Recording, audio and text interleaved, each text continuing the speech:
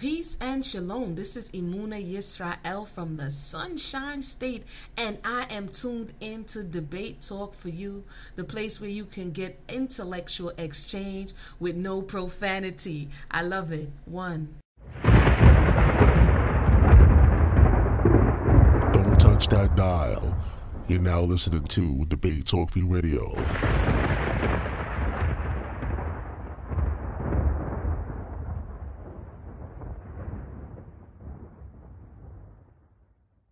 HebrewWay.com, high-quality custom Israelite apparel store. The place to find scripture-based attire for men, women, and children of all ages. We have a wide range of t-shirts, hoodies, sweatshirts, caps, beanies, and bags, available in a full range of sizes. Also, the ideal place to find Israelite gifts for family and friends. HebrewWay.com is geared toward awakening men and women and especially the youth worldwide. Try our uniquely crafted collection with free shipping on eligible items. Help spread the word of the Most High. Visit us at HebrewWay.com. That's HebrewWay.com. Peace and greetings to you. This is Emunah Y'srael, affectionately known as the First Lady of Debate Talk for You. I have enjoyed coming to you week after week, season after season, growing together, speaking about the difficult topics, investing the energy, time, and effort with our brothers and sisters on the panel. Today, I would like to come to you with an opportunity for you to invest in something that I've been working on and that's near and dear to me. It's called the Yummy Cottage. You can learn more about it at www.gofundme.com/the Yummy Cottage. We're currently fundraising so that we can get it off the ground, and your help would be appreciated. Once again, www.gofundme.com/the Yummy Cottage. Check the link in the box and hope to hear from you soon. Gather yourself together with Fringes. Fringes is a new social networking app for the community. Are you looking to study, teach, cook, play, sew, and travel? Perhaps you're new to the area and are tired of spending Sabbaths alone? Are you looking for a place to post your events, products, and services? Rejoice! Fringes is here. Download free today. Available on Google Play and the App Store. That's number one. All right, family. Once again, it's the summer special. Welcome. This is the first day of the summer special. We appreciate the family out there that's tuning in live on Debate Talk for You Radio. Of course, we're kicking it off with the Relationship Challenge, hosted by Emunah Y'srael. You know that number by now, 319-527-6239. I got you, MariEL. I'll see you. And today's show is entitled, When Leaders Fail the Flock. When Leaders Fail the Flock. Of course, we're going to bring in the host of the show, Emunah. Welcome to the show.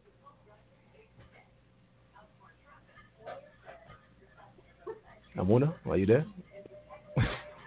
Oh, yeah. Thank you so much for the introduction, Brother Sal. Greetings and welcome back once again, everybody. My name is Emunah Y'srael. If you don't know, all praise be to the Most High, the Holy One. Thank you for joining us this evening. We're going to have a summer session of the Relationship Challenge. We have home panel, Sister Mayanah Hasoferet. We have Brother MariEL, who has joined us, and we have Sister Tipara Segula, who's going to be coming on a little bit later. And today, and we have the listening audience, as always. We are looking forward to you and your chiming in and your thoughts. And so we're going to start off the discussion by introducing the panelists and giving them the opportunity to introduce themselves. So without further ado, I'll first introduce our Brother MariEL. Thank you so much for joining us. And introduce yourself to the listening audience. So shalom, everyone. Shalom, Mr. Kai. All praise to the Most High. For allowing me to come to here, as well as for allowing me to come on to give my thoughts and my opinions and conclusions to the topic. It's a very important topic, I think, that actually. I want to first, I also want to make a disclaimer as well that my thoughts and views are not an attack to anybody or any leaders that are on that are out in our movement or whatsoever. It's going to be strictly based off of just my observations, what I've seen as far as long as I've been a Hebrew. So I just want to make that clear. we get started. Thank you so much. And I'm not sure, when you're speaking, I'm hearing a little bit of Charlie Brown teacher activity, a little bit of feedback. So maybe you're walking around, I'm not sure, but I'll let you know as you're speaking if we can hear you clearly, and if you can possibly get to a space. If you're moving, okay, I'll let you know which is the better, like, can you hear me now type of thing. So I just wanted to give you a heads up because we want to definitely hear what you have to say and add to the conversation. That was Brother MariEL. We have Sister Mayanah. Sister Mayanah, welcome to the summer session. Are you keeping cool? I'm trying. Brooklyn trying to get me beat, though. I'm not made for this. I'm not made for it. All right, Sister Mayanah, introduce yourself to the listening audience and give your opening thoughts on the topic. Any disclaimers? Well, shalom, everybody. All praises to the Holy One of creation. Giving honor to the Most High first and foremost. For those of you who don't know, my name is Mayanah Hasoferet. I am the founder of Genesis 2 Ministries, Inc. And I guess I can kind of segue from there. Genesis 2 Ministries is all about sharing accurate biblical feminine identity, and so that kind of plays into what we're looking at now, this idea of integrity in ministry and the fact that historically, and it's not just something that you find in Israel, you find it in any place where the narrative is isolated in one space. There's a lot of pulpit activity, which has historically let's see, how can I say this in a way that isn't too mean? The pulpit, from the pulpit, a particular narrative has gone forward that has been historically disadvantageous to women, and that it doesn't necessarily accurately portray what the Torah says. Instead, it has been tweaked in places based on what the cultural norms are, what the cultural expectations are for women, and so they've used the Bible and certain accounts within the Bible to justify forwarding a thought that the culture needs in the moment. So we have a whole period where it's things like justifying the abuse of melanated bodies, be they male or female, that was justified by Scripture.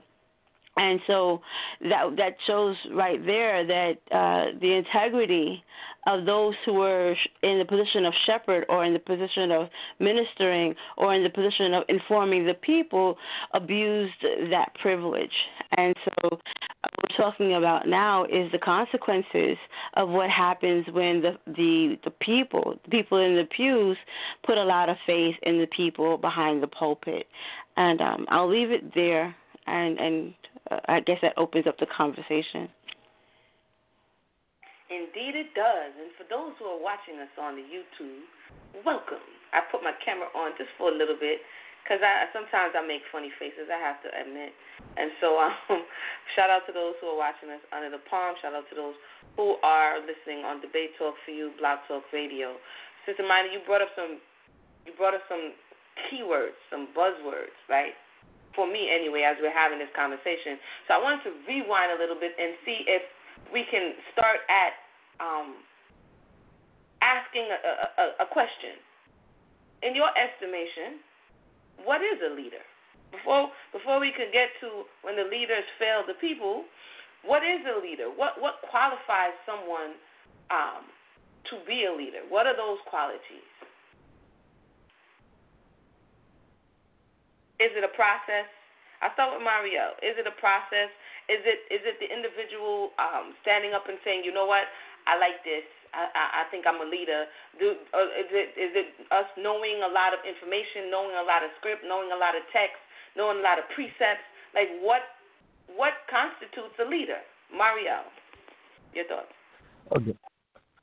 My thoughts on, and I know I heard you said that I was kind of doing a Charlie Brown teacher thing. Can you hear me?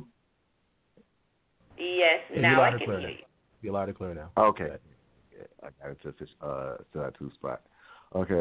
To me, what makes a leader is somebody who is willing to guide with the best ability by using like wisdom, certain counseling, similar to how Isaiah 11:2 sets up as far as like the spirits that six spirits that are there listed. You know, somebody who is able to counsel, whoever to give good wisdom, good thoughts, righteous judgments to people's lives or certain situations to get them to grow as a person. Not necessarily keep them into a certain spot in their life, but allow them to you know, I would say push them to their maximum potential to actually make them a leader or to build them up to actually be able to pass on their torches or whatsoever. A leader is somebody who's not looking to keep somebody underneath them. It's kind of similar to like a karate teacher, or if you ever heard like a karate master, like a student becomes the teacher or the student becomes the master. What you want to do is build somebody to make them, you know, bring them up to your playing level or whatsoever, or to your level of expertise into certain areas, or you notice certain people's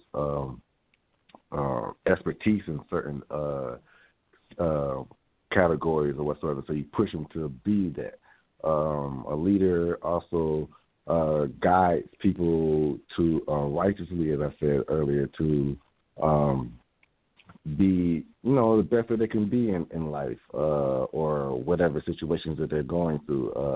Being able to do all of this without placing their own certain agendas onto them or placing their own certain thoughts or philosophies, but allowing them to grow where they could become leaders and teachers to the next generation and passing on down to the next generations or whatsoever. So that would be my thoughts on what makes a good leader.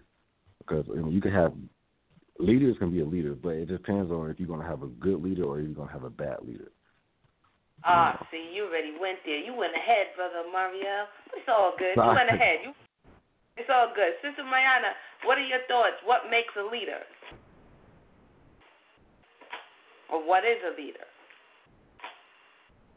A leader is someone who takes. Well, I would say that a leader is someone who is on the forefront, that is willing to take responsibility and account, or that winds up being the face of a particular thought that the people will turn to for information about a particular thought, mission, or task. It's the person that is forwarding the initiative and spurring the others to follow. So whether or not that's going to be for good or for bad is you know up for discussion. But it's usually the leader is the one that is at the forefront of an idea, mission, or task, and has the ability to mobilize the people in a particular direction.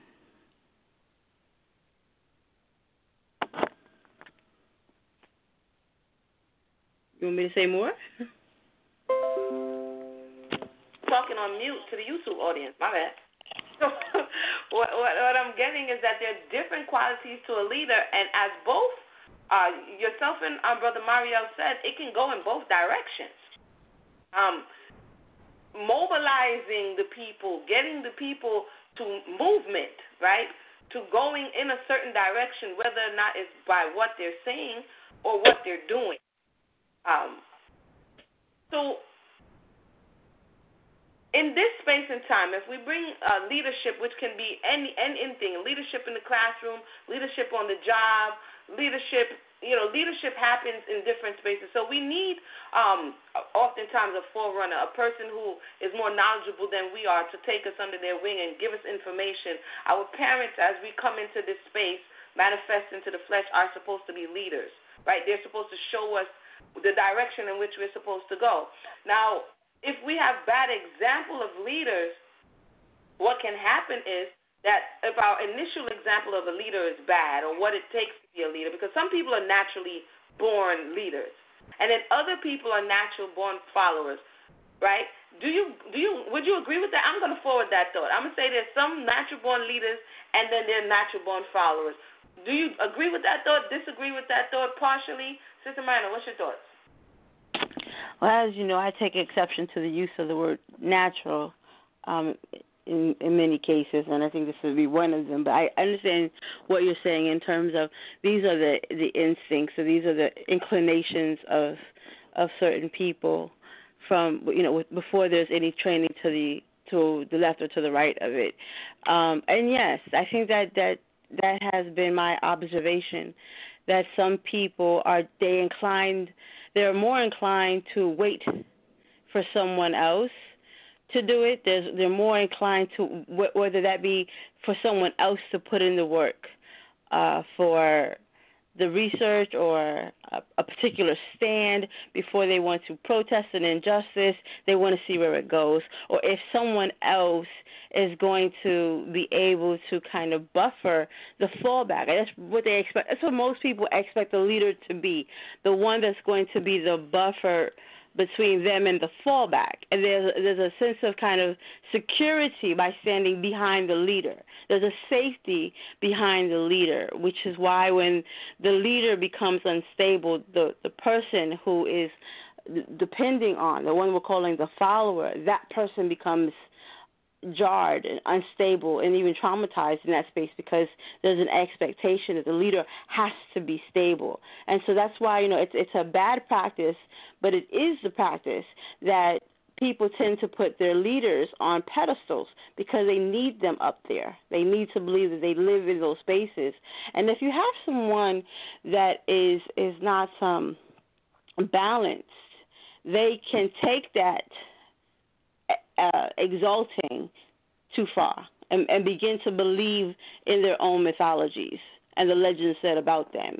There are some people that have a healthy understanding of leadership and simply see this as I'm willing to take accountability for this thought, mission, or task that I'm mobilizing the people in, and that it doesn't make me infallible, it doesn't make me a deity of any sort, it doesn't make me someone that, cannot make mistakes or cannot be engaged by the fellowship or the membership. That person is still accessible, but just taking responsibility for whatever that mission, task, or objective is. And so I think that would be the difference. The person who is willing to be the initiator, the one that is willing to do the work, the one that is willing to take the responsibility for it because they believe in the cause. That tends to be the leadership person. And the membership person is the one that's willing to believe in the leader, willing to say, okay, and I'll just trust that you did the work, and it sounds good enough to me, and they follow behind. And I think to some degree the difference can be made or found by who's willing to do the work. Okay, I'm going to take a pin there because we're definitely going to come back to that thought. We're going to come back to that thought. Brother MariEL, do you want to push back on the thought of natural-born leaders and natural-born followers? Is it a cop-out? Does such a thing really exist? What say ye? I would say it actually does. I would say like a natural-born leader would be a person who will be somebody who shows characteristics of wanting to take charge into certain things, wanting to, I guess, like you were saying, like go above and beyond, put themselves a last before their people, or put themselves out in front when it's the time for danger. Where natural-born followers, and each one has their own position, their own roles that need to be played. You can't really have a leader without followers, and you can't really have followers without leaders. A good leader knows how to guide his flock, but a good follower knows how to support and uphold his leaders, and able to tell his leaders when they spot in danger, or when they see something that's out of line or out of place or whatsoever. And a good leader will actually know how to spot this for themselves as well. So there's certain characteristics that you can go about as far as spotting one. From a young age, a person who steps up to the plate, somebody who willing to take charge when they see that nobody else is stepping up. And it takes a lot of spunk, a lot of guts to actually step up to actually be a leader. Not everybody who is a leader wants to be a leader sometimes. but they see that, nobody else is stepping up to it, so they have to, take that role or take that position. But naturally, they'll want to take that position or see it's necessary to take that position as to be a leader or whatsoever. So I would say that, it exists. It exists. You just will have to spot certain characteristics in certain people, like an alpha male or whatsoever, or alpha female in a pack. We usually be the one who will be a little bit more dominant, a little bit more aggressive, and not in a bad sense, but in a sense of like, okay, well, we're going to do this, we're going to do that. Okay, pick up your arms and follow me, or pick up your your weapons, or let's get into this study, or let's make sure that everybody is in control, checking up on everybody. That's a good leader. A good follower would be somebody who, supports the leader or supports what the leader's missions or whatsoever. So, it exists. It exists. Okay, so we're getting a little understanding. For those who just joined us, and I'm going to read, I have Marie have some comments on the YouTube side, so I'm definitely going to come to your comments. For those who just joined us, we're having a conversation about when leaders fail the flock. Oftentimes, we are emotionally drawn into leadership because of the charismatic way in which someone presents themselves. This is also, this why we're mesmerized as a people. We're like, oh yeah, you be the leader. I like the way you dress. You be the leader. And so, because more often than not, the way the leader is selected, or the way what the value system that we have as a people may distort who we think is fit for leadership and who we choose to follow. And because oftentimes we're coming from an injurious space, and someone may exhibit a quality that we don't have, is not necessarily a good leadership quality. It may just be something that, as Brother MariEL, as well as Sister Mayanah was saying, it may just be something that the other individual is not willing to do, and we have this person in this particular space step up with courage to say, okay, I will take the charge. But what is happening as we bring this conversation to failing the flock, and Sister Mayanah rightfully said earlier that this is not just in this space. We're seeing failed leadership across the board. We're seeing it done. We're seeing what some would say in government. We're seeing it in religious spaces. We're seeing it in educational spaces. We're seeing it in the home space. This is not just failed leadership, for people who are in Knesset or in churches. This is people coming to the forefront, but not willing to take responsibility for all that it entails. Like, if you're going to be the one who steps out, you also have to be the one who's willing to be seen, the one who's willing to be examined, the one who's willing to be questioned, the one who's willing to take responsibility for the words or instructions that you may have given to someone based on the position that either you were put in or that you put yourself in. Because the truth is, and we're going to get to this in a little later, a lot of the things that we're seeing in our immediate space, and this is Sister, hold on.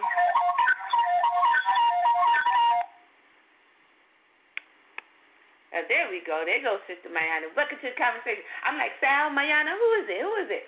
Okay, welcome to the conversation. Thanks for joining us on the other side.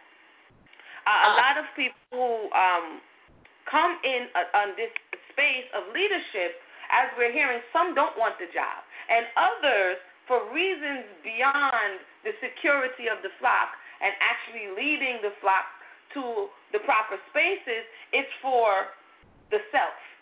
We're going to get to that. I don't want to jump ahead, but we're going to definitely get to why and how leadership begins to fail and begins to break down. And what we the people, because it's not just saying, see, you're wrong, and you're wrong, and you're wrong. It's what we the people now can do, and how we the people can inform ourselves, and what responsibilities we the people should take.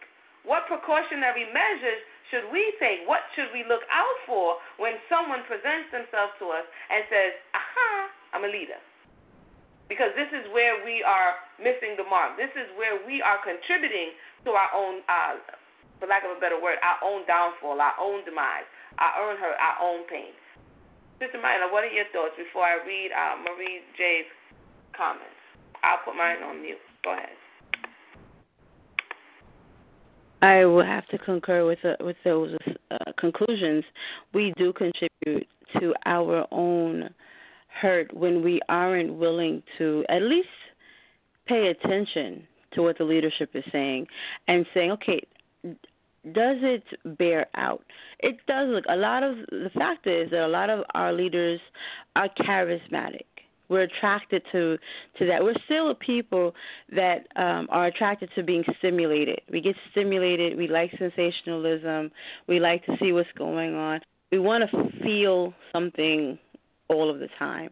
And we find this in the churches. Like, a lot of people come into the truth after having left, like, Pentecostal churches or other churches and go, wow, this is boring. Like, it's not exciting over here until there's some kind of debate or there's some kind of, parsing of the scriptures and discussing whether or not all of these more controversial theories.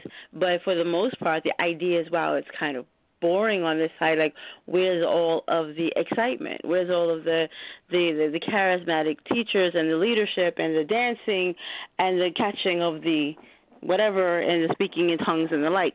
And so we still are people that have a void that needs to be filled in some of these spaces.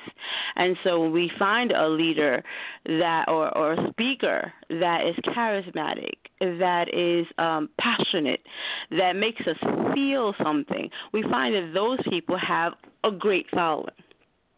And it doesn't really, and what happens is they become very protective of those people when you go and you say, okay, well, I'm going to ask some questions. And then the membership responds because they haven't asked any questions. They were very much wrapped up in the performance of the leaders. And I say that about the Christian church a lot. The pastors are performative. They do the all of that, all the heavy breathing and the rhyming and the other things to keep the pews captivated. And so you get distracted by the fact that he's been on the same verse for the last hour and a half and hasn't moved any thoughts at all. So that's what we aren't willing to be invested in our own belief, in our own faith, and invested as much as the leadership is invested in this theory, enough to interrogate it so that you understand. If not because you don't necessarily trust the speaker, but in order for you to say that you believe this thing, then you should understand it. You should be able to say, if your leader isn't in the room, you know how to answer those questions if you try to say it to someone else. I'll say this and then I'll yield the floor. As part of an outgrowth of Under the Palm, Hebrew Women Speak, one of the other segments on our show, on our platform, I created Hanashim, which is a women's study group, a women's chapter of learning the scriptures. And I have the privilege of meeting with women in New York and going over biblical concepts with them. And I tell them, and they'll tell you that I have told them, that no one leaves the table until they understand what we have gone over. Every question that they have has been answered, or we've addressed it, or we've agreed to research it together. What Mayanah does not ask for, what I don't need, and what I do not expect is disciples. I don't need anybody running around saying Mayanah said. If you have to say Mayanah said, then you cannot leave the table unless you can say Torah said, because that's what we came to learn. We didn't come to learn me. A lot of these ladies know me and know me personally. They don't need to go around and say Mayanah said, or my elder said, or whatever or however they address me. If they can't say that they understand what they have learned and that they believe it because it's true, they believe it because it's there, they believe it because they understand it, then they can't leave the table. And unfortunately, that doesn't happen in churches. It doesn't happen in certain Knessets. It doesn't happen in certain camps and congregations. And you know that this is a red flag when the leadership doesn't let you ask questions and the leadership doesn't allow you to disagree with them until an accord can be found, right, based on what the Torah or whatever documents and texts they use it can be justified in those spaces. So with that, I'll yield. Well, Sister Monty, you said some stuff. He's like, I dropped the mic, I fall back. No. And now we're on to the failing of leadership or failing of the flock. And what you just brought up are some red flags that one should look out for. I have experienced it personally, and I'm going to come to Brother MariEL. And don't worry, listening audience, we're going to come to you too. We have a special guest who should be joining us around the 9 o'clock hour, so we look forward to that as well. But when you said something, you said many things, but when you talk about the injury that we have, or the need that we have, or the vacancy that we have, the need to be entertained on a continuum, our attention span, more often than not, our attention span are limited if our fancy is not being tickled. You know, we judge a location on its ability to, play the drums or get us out of our seat or let us dance, and this is why for so long in many churches, in many spaces, the pastor could be saying absolutely nothing and the congregation be full. You see, but then even when we transition from that space and we say that we want to begin to learn, we go from not learning anything at all and just simply being entertained. Kaya, welcome to the conversation. Not learning anything at all and simply being entertained to now entering the universe of whatever your moray, whatever your teacher, whatever your elder, your mashari, whatever they are, whatever's in their mind. And as Sister Mayanah says, one of the red flags is when you can tell where someone comes from by a doctrine, not by truth, not from the quest for truth, but from a doctrine.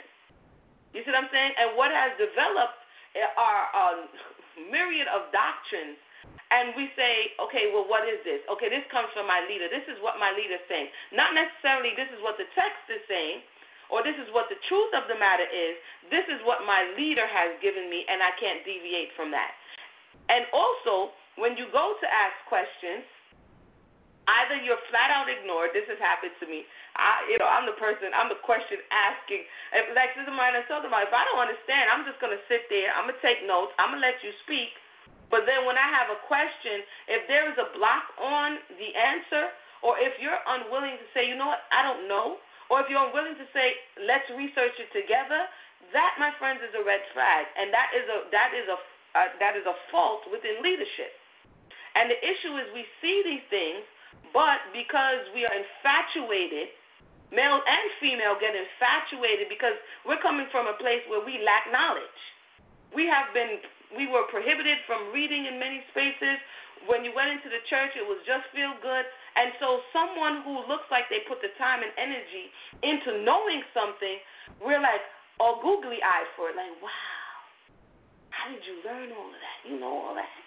And we're willing to humble ourselves and go into a submissive position to then glean from them. And they say, aha, this is power.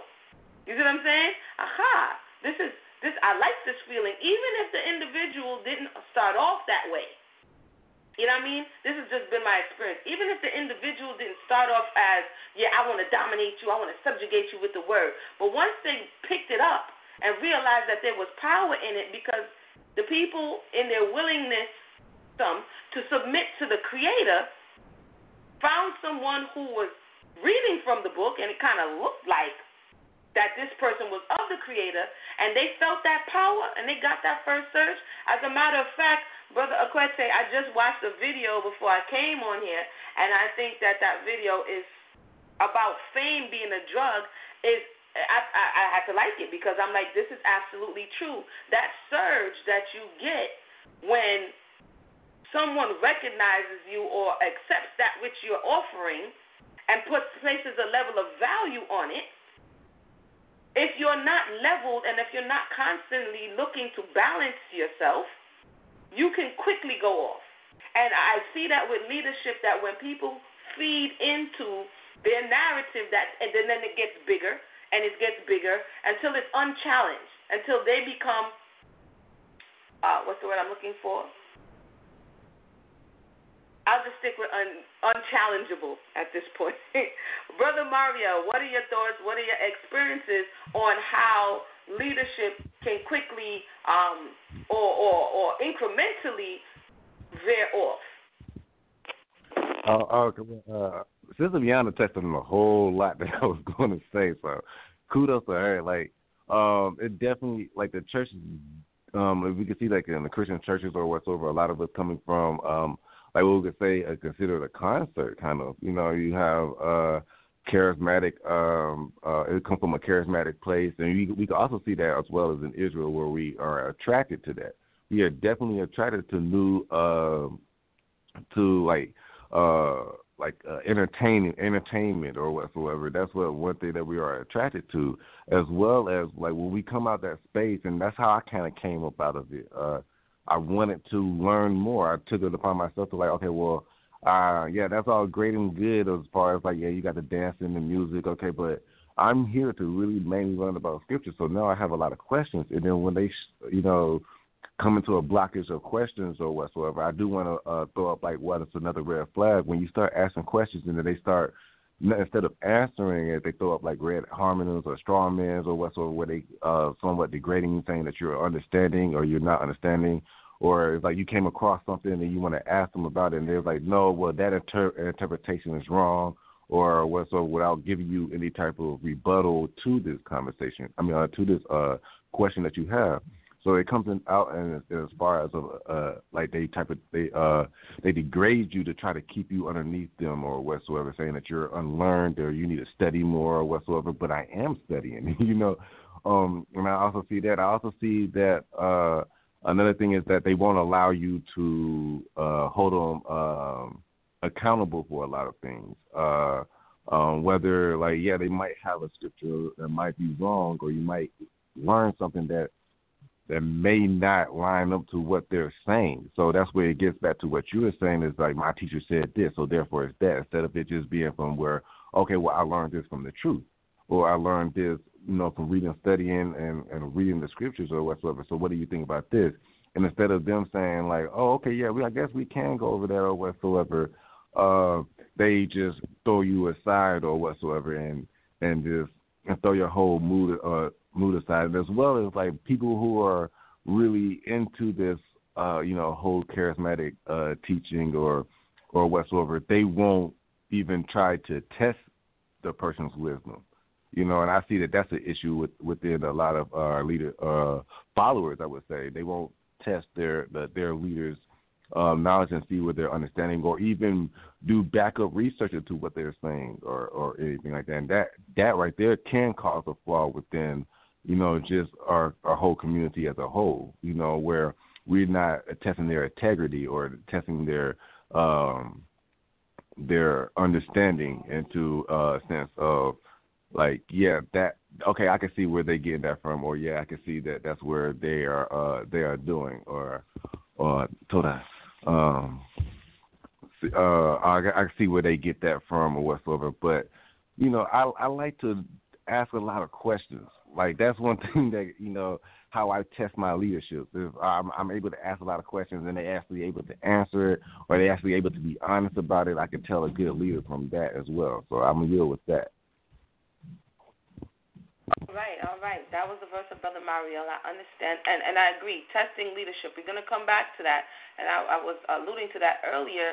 That what qualifies, what constitutes a leader, and what is the responsibility of those who are saying, I'm going to follow this individual. If you look in an election, the entire time the person is trying to convince you of why they are the right candidate for you to put your vote behind, for you to put, put them in a position of leadership. This is technically how or what one is doing. You are testing the individual, you're observing the individual to see whether or not they will be suitable for leadership. And the opposing side is doing the same. But in this space, more often than not, unless you're in an organized space, connected organization where there's a whole process of how someone becomes a leader, a teacher, a moray, in the YouTuberverse, the YouTuberverse, it kind of doesn't work like that. You know what I'm saying?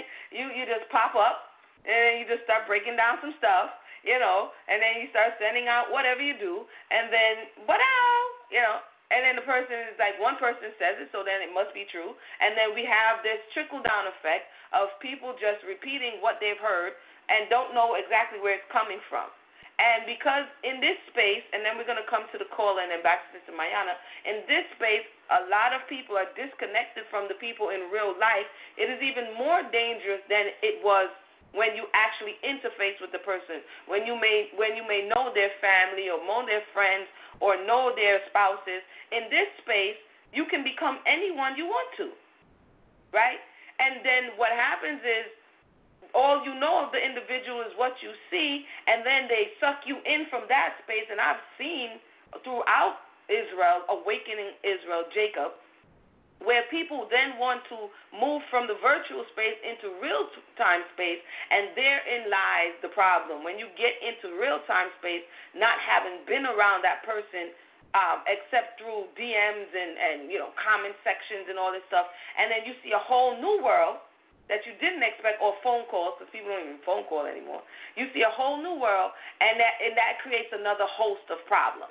You see? And so these are things that while we're having this conversation, is not just to point the finger on any one person, but we're having this conversation to say that on both sides of the fence, we're doing things in a matter that's creating more contention, more issues, more problems. And if we put more safeguards in place in the beginning, and I'm talking from experience teaches wisdom.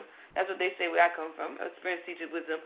That if we put more safeguards in place from the beginning, and if we're willing to say, you know what, this is a red flag, not necessarily counting the person out because no one is perfect, but be willing to put it in your mind to observe the individual before we totally allow ourselves to be at their mercy or at their will for whatever it is they want to give us. Listen to your intuition. If something is off, and that's Brother MariEL says, if something is off and you're beginning to ask questions and the teacher is irate and indifferent and short-tempered, mark that down. Because later on, if something happens, that's more than likely what you're going to receive from them. Short-tempered, indifference, dismiss it. So it's another thing that says, take sleep and mark that. I know I keep giving y'all all these Caribbean sayings, right? It's like, take sleep and mark that, meaning that you're going to you see this thing in its small form, understand it's only going to get bigger, so don't ignore it, essentially. I'm going to go to the comment section before we go to the phone line. We had Marie Miller says they saw, speaking about leaders, they saw a lot of misinformation, had questions, researched, learned, and found themselves in a situation where people will come to them to help and guidance. I experienced this, so this is true. This is just someone looking to empower themselves, and then people say, oh, wow, I got questions about that, and the person disseminates the information. It would take off from there the responsibility of bringing true and correct information, the refusal to lead them with incorrect information, and pointing them in the right direction. Somebody's asking about health care. We'll have to come back to that, challenge that 115 at another time. A true leader also teaches an individual how to lead their own self. Hallelujah. Hallelujah, hallelujah, hallelujah. Like, stand up on your feet. A true leader, as she's saying, and I would have to agree, and this is Emunah speaking, a true leader does not want to disempower you. A true leader doesn't want you to be perpetually dependent upon them. For every question, the true leader is teaching you that you have to use this, which you have, to think. They're not going to try to block you in so that every minute you have to appeal to them because you don't know where to go from there. Sister Mayanah says, if you leave that table and the only thing you can say is, I believe it because Mayanah said it, you shouldn't be leaving the table. You should understand, and even if you don't understand, you should understand that you don't understand. And not try to then go and teach somebody or share some information that you have yet to digest. When we're getting information from people, it's food. It's spiritual food. Metaphysically, it's food. And so if you're not digesting that food, how then are you trying to share it with others? That then leads to confusion. Kyle says, Shalom, Vanessa. Kyle says, is doctrine more important than truth? Imagine all the leaders reevaluating the chart. No, you have thousands of people that have to be correct, and they get looked at different. We are in too deep. Quote, we're in too deep. And I would agree that some people have built themselves I'm not, you said FYI, I'm not saying it's okay, just a question.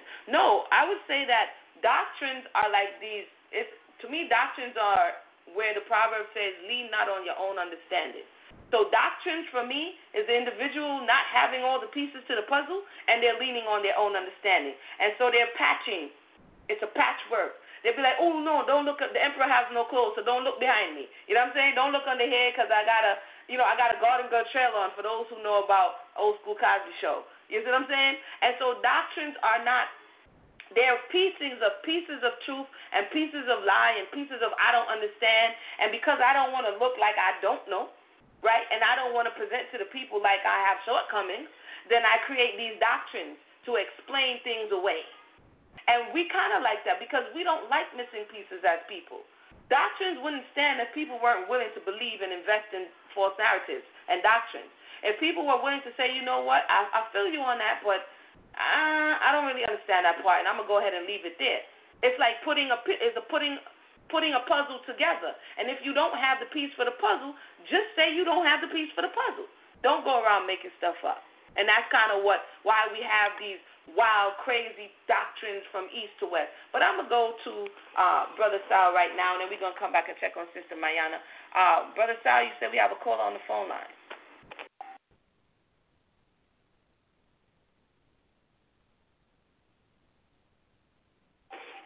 All right, Brother Sal says his mic is down. Stand by, stand by.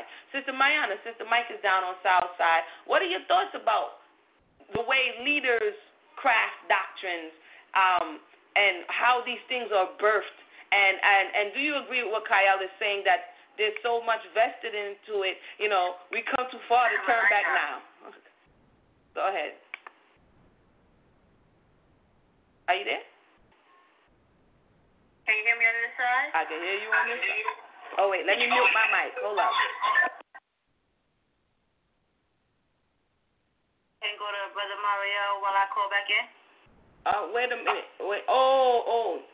No, wait. Go ahead and talk because I'm on debate talk for you. So if you talk, they can hear you, and then they can hear you in YouTube land, I think.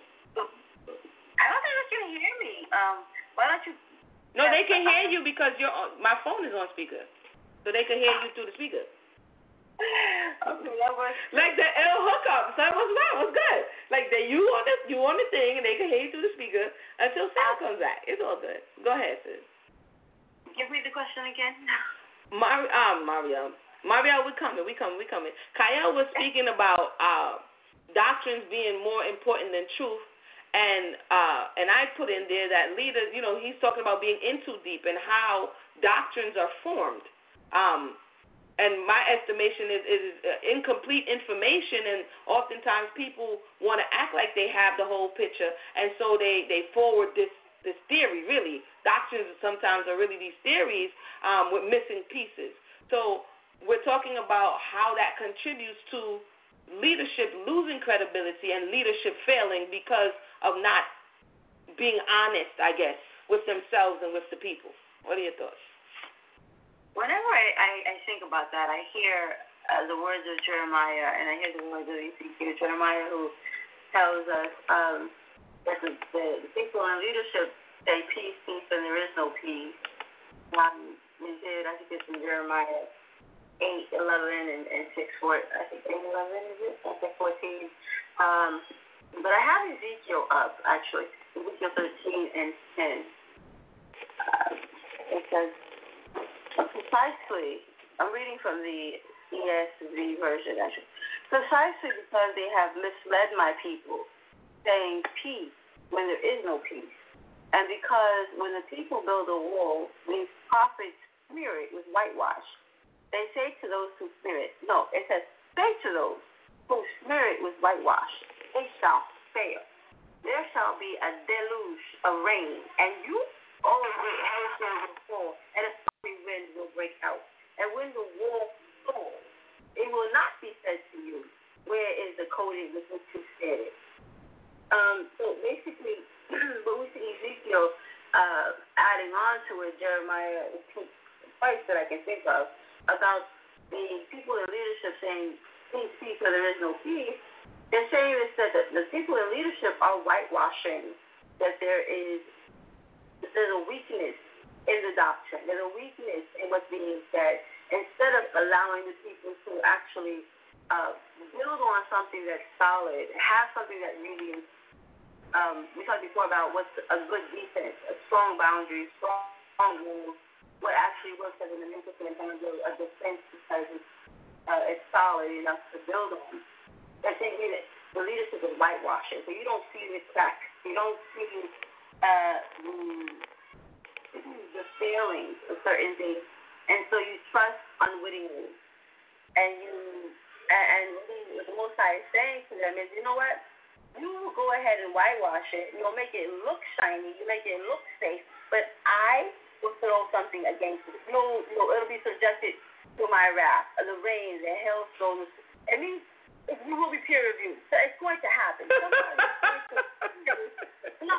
But this is Ezekiel. This is not Mayanah. Ezekiel saying it's going to be checked. Just because you whitewashed over the cracks and you told the people it was peace, something is going to come along and test it. Right. What be the wind, either the stormy wind break out in my wrath, whether it be the deluge rain of my anger, and with great hailstones wrath makes to a full end. It's going to be that. You can't play with the Most High, and you cannot play with the Most High people. And that's important to know. So when we are developing these doctrines, when we are believing these doctrines, understand that this is not about us.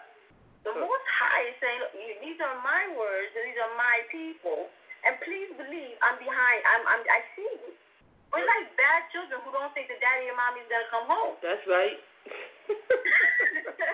And we have to stop doing that. And sometimes we like to hide behind this idea of no one can judge me but the Most High. And that's, to me, I think that is false doctrine. It's false doctrine. Number one, because I like to say, do you not remember that we have an entire book called what? Judges. So apparently we were judging plenty of people. We even have in Deuteronomy how to judge people. We have, whole texts and whole systems in place to judge. It's not the most. We're told to stone when certain things go down, set people on fire. We're doing this thing. We are adjudicating based on the playbook that the Most High left behind that we understand to be Torah. And then we go and we keep one another in check. Well, one of the first things that we like to remember where Cain didn't understand the relationship, right, that he had with his brother, am I my brother's keeper? Right? And then we find out that, what's that, New Jack City? Yes, I am. Yes, I am. New Jack City. Right? You got to learn. You have to learn the answer to that. And when we start to say, yes, I am, then the whitewash on false doctrine, that falls off. The rain washes it away. And we can see the cracks in the wall. And we can hold the leadership accountable. All right. And it's because our leadership, that's our brothers too, right? Those are our sisters too. Are we our brother and sisters keeper? Yes, I am. Sister, going in the wrong way. Don't do that. Don't say that. There are people behind you. And we have to just remember. Mind your business, Sister Mayanah. Mind your business. Nobody could judge me. I mean, this is where we're going to get to. This thought that once Sister Mayanah has said something well, what do you do when someone says, mind your business? You know what I'm saying? I don't know what you're talking about. You can't judge me. What do you do from there? Who's answering that? I'm asking you. You gave good counsel, and then I'm over here saying, well, mind your business. You can't judge me. What? Because this is what we're encountering. This is real time. You get all of this lovely, licious counsel, right? And you have said a right thing, and then the individual is a scoffer.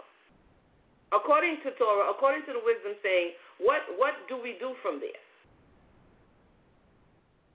Well, it says if you give good counsel to a wise man, he will heed it. If you give good counsel to a fool, he will scoff. Right? Mm-hmm. So you don't waste you do what you do.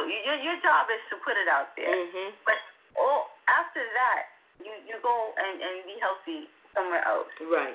And what we do is we can only plant seeds. The Most High gives the increase.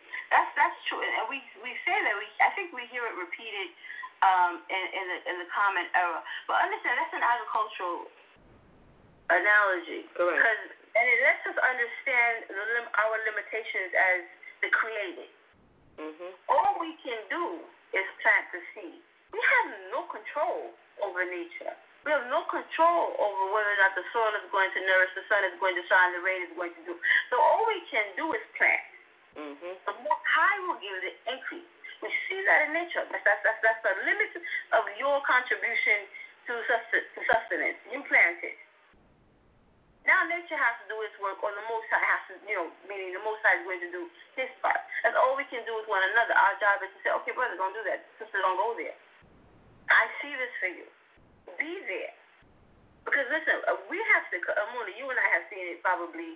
I'm saying, we give the counsel, and let's say a sister. We give the counsel, the sister's like, yeah, I'm feeling it, I saw it, I understand it, they can read it back to you, they know it's in the Torah, they know what it is, and then, you get the Hebrew hustle, to do with the golden D, and it is what it is. Oh my goodness. Sudden, it don't matter what you said anymore. You just a hater. You don't want me to be great. And then they go out and they forget Torah. They forget what they learned. And then 3 months later, they're back in the inbox. What does Torah say about this? And it's just like Torah still says what it said before you went off with the golden D. And we're gonna stick a pin there because this is real life. I'm quite sure brothers experience the same thing. And I like to get to the crux of the matter. And I'm going to come to the callers right now. After, as Sister Mayanah said, I had to turn the camera back on for this one because it's a bit frustrating, but it's real. And it's also something, as if I'm going to be honest, as I was growing, I've experienced hearing the right counsel, and still because of whatever else is going on, it's like, don't touch that pot, it's hot.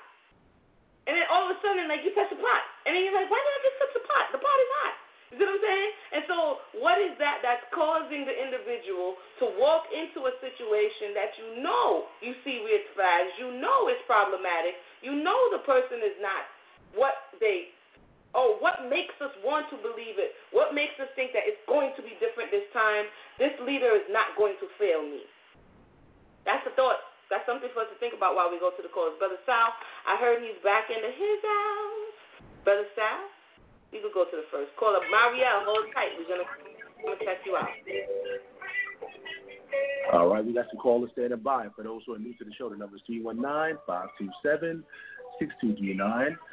Feel free to call me. You got to press number 1, and then we'll add you to the conversation. You can also send us an email at debatetalku@gmail.com. That's debatetalk number 4. And the letter U at gmail.com if you have any questions or comments. Let's go to the phone lines. Let's go to 321-443, you're live. 321-443. Can you hear us? Oh, yes, I come on in and chime in. Yeah, I've been listening to the panel and also Emunah. And what she's reading, the comments they're making is everybody's right on point. A leader has to be strong, not physically strong, but mentally. And when you're leading someone in the military and you show your weakness, you can have your troops go astray. So when you are in the scriptures, it has to be the same way. That leader has to be strong, and he has to be willing to listen. Because if a leader is not willing to listen to his followers, because it might be something they see that he doesn't see, because like we know, nobody knows everything. And that's what I see. A good leader will be willing to listen to also.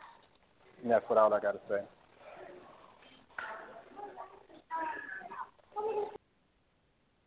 Thank you so much for the caller. Brother Sal, I'm hearing a little bit of background noise. Just a little bit of background noise. Not sure where it's coming from. Sister Mayanah says she's back on the phone line. Thank you to the caller. What was the name of the caller who called in?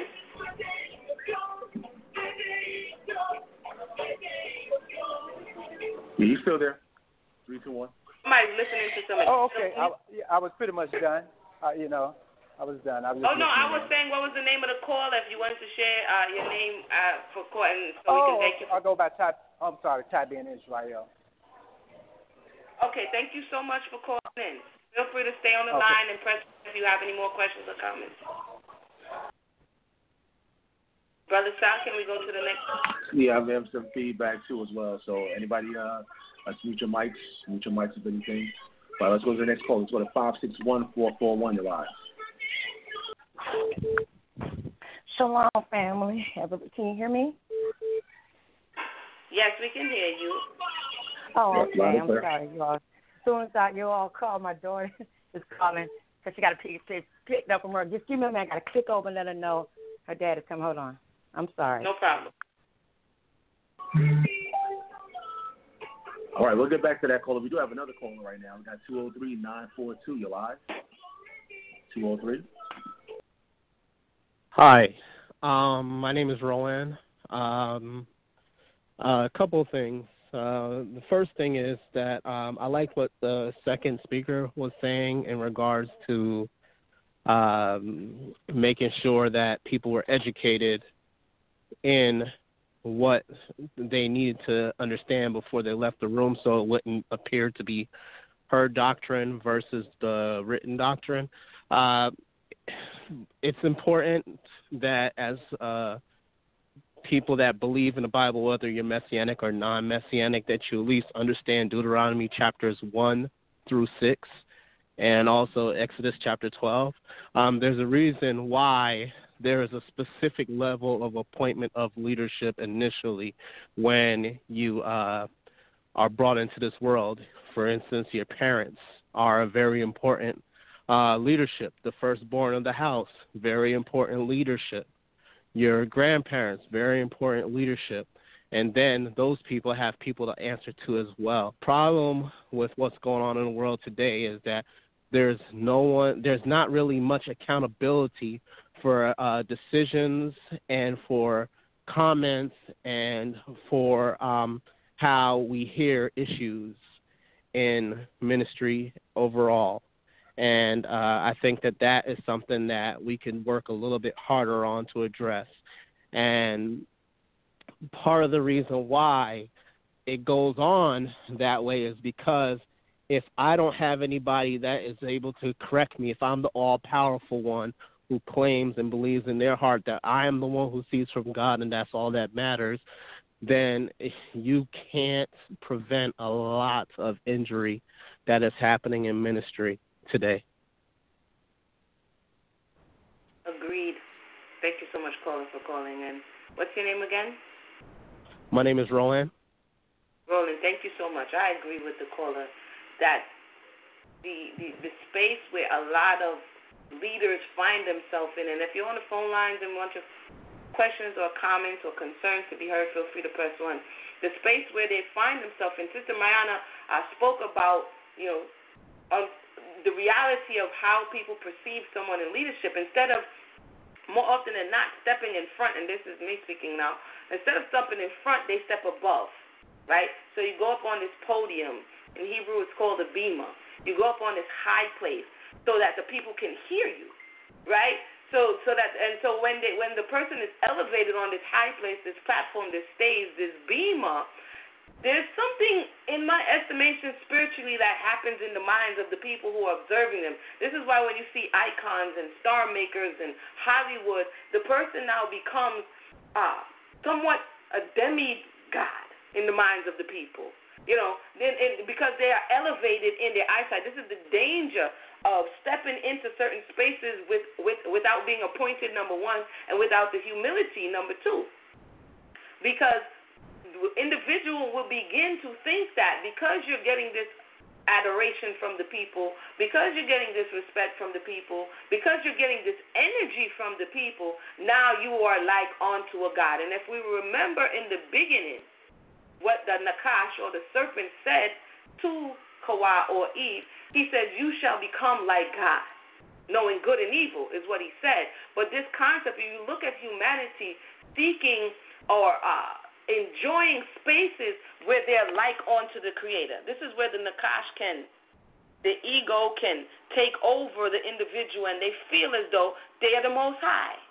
And it's something that trips in the brain. You see what I'm saying? This is what the serpent said would happen, but he said it in regard to the tree of knowledge of good and evil. But it happens in these spaces where we feel empowered by taking, cajoling, manipulating, you know what I'm saying, robbing the energy or power of others. And then we become puffed up within inside of ourselves. It's a very dangerous space to be in, and one that oftentimes, because of all of this fallout, it can be seen that it's not taken as seriously as it is. Moses, he took it seriously. And the very one time that he slipped and spoke out of turn and put himself in the same category as the Creator, he got dealt with. And this is something that and he had fear of the Creator. He had reverence of the Creator. But this is how it can happen.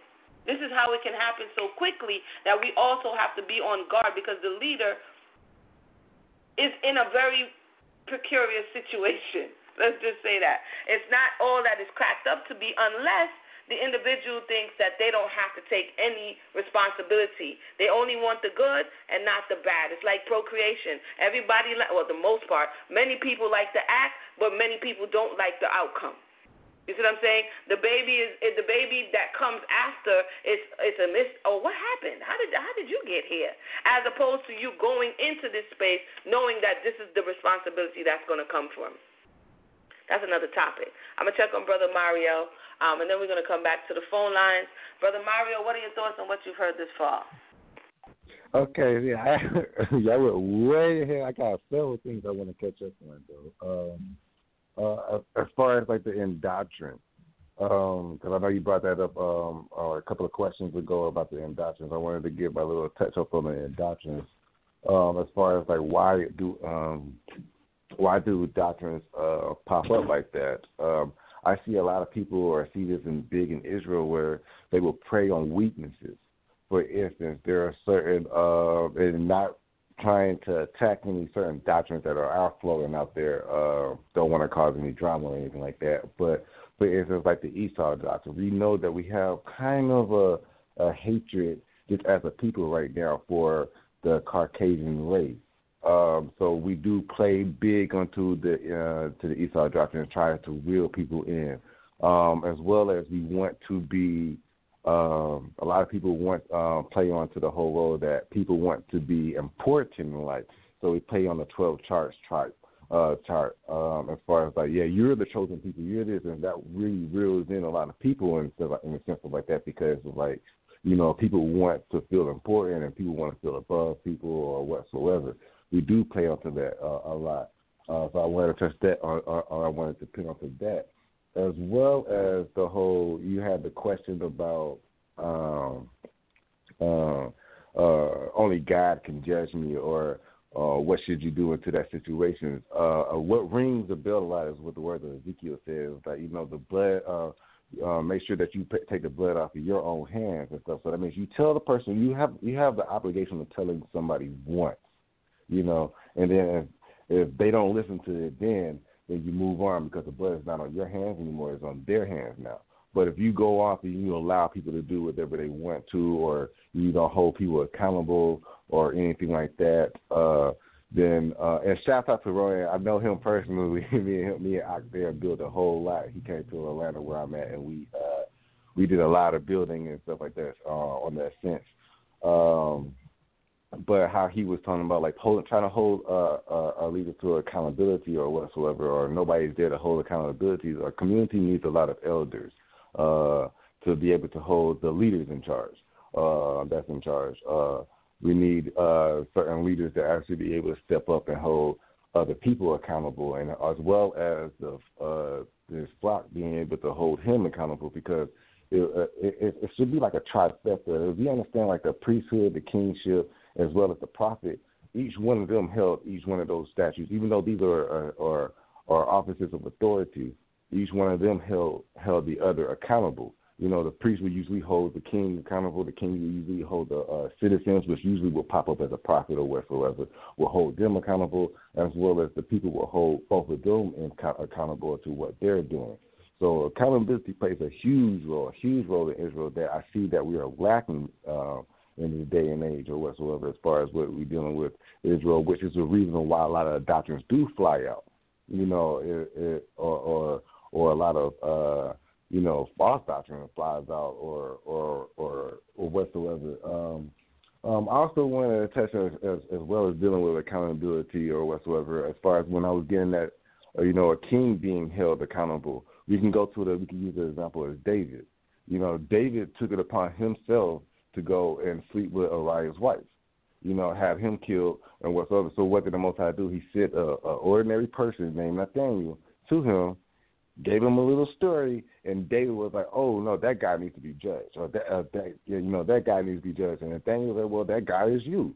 He's holding him accountable. So now David took it upon him. Luckily, David did that, or fortunately, David did that and held himself accountable as well when he's being exposed to it. And a lot of people don't know how to go about that. And that brings to me brings up in Leviticus where it says rebuke your we're supposed to rebuke each other, but there's supposed to be a certain way of how we rebuke it, because it says that rebuke them, but do it in the sense of not in the hatred space or anything like that, but do it in the sense of compassion or whatsoever, because a lot of people don't like to be corrected. That's a real touchy, that's a salt to a wound.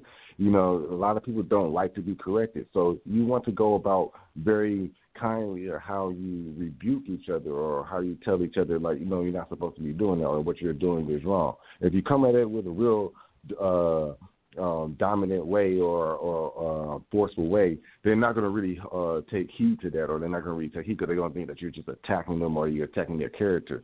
A good example of that is Deborah. Deborah, she was placed in a certain stage where she was a judge or whatsoever, but there were certain people who came with authority that came to her for judgment. And the reason why they came to her for a judgment is because how she used to tell people how they would be judged, or how she judged Israel. She judged Israel very humbly, and people was very open to that. So we have to be mindful in the sense of how we go about holding people accountable and how we handle certain situations, because that can either break or cause Israel to grow. And we definitely need that, because I do see a lot of people that are not trying to allow Israel to grow, or not even on the sense of letting Israel grow, because, like certain doctrines will be pushed out or whatsoever, and they don't want to hear certain corrections, or they don't want to hear certain rebuttals or rebukes to what they're pushing or anything like that. So, but with that, yeah, I'll continue to listen in some more as well, and also again, shout out to Ryan. That's my ock right there. I wanted to give. I knew he was going to call in. Continue on, sis. Thank you for that. That was the voice of Brother MariEL. For those who just joined us, we're having a discussion when leaders fail the flock. We have two callers on the line. If you have any questions or comments, feel free to chime in. Press 1. We are supposed to be having another panelist join us, so we look forward to your call as well. If you are on the line, feel free to press 1. Brother Sal, you can bring in the next caller. All right, let's go back to the phone lines. Let's go to 561-441. You're live.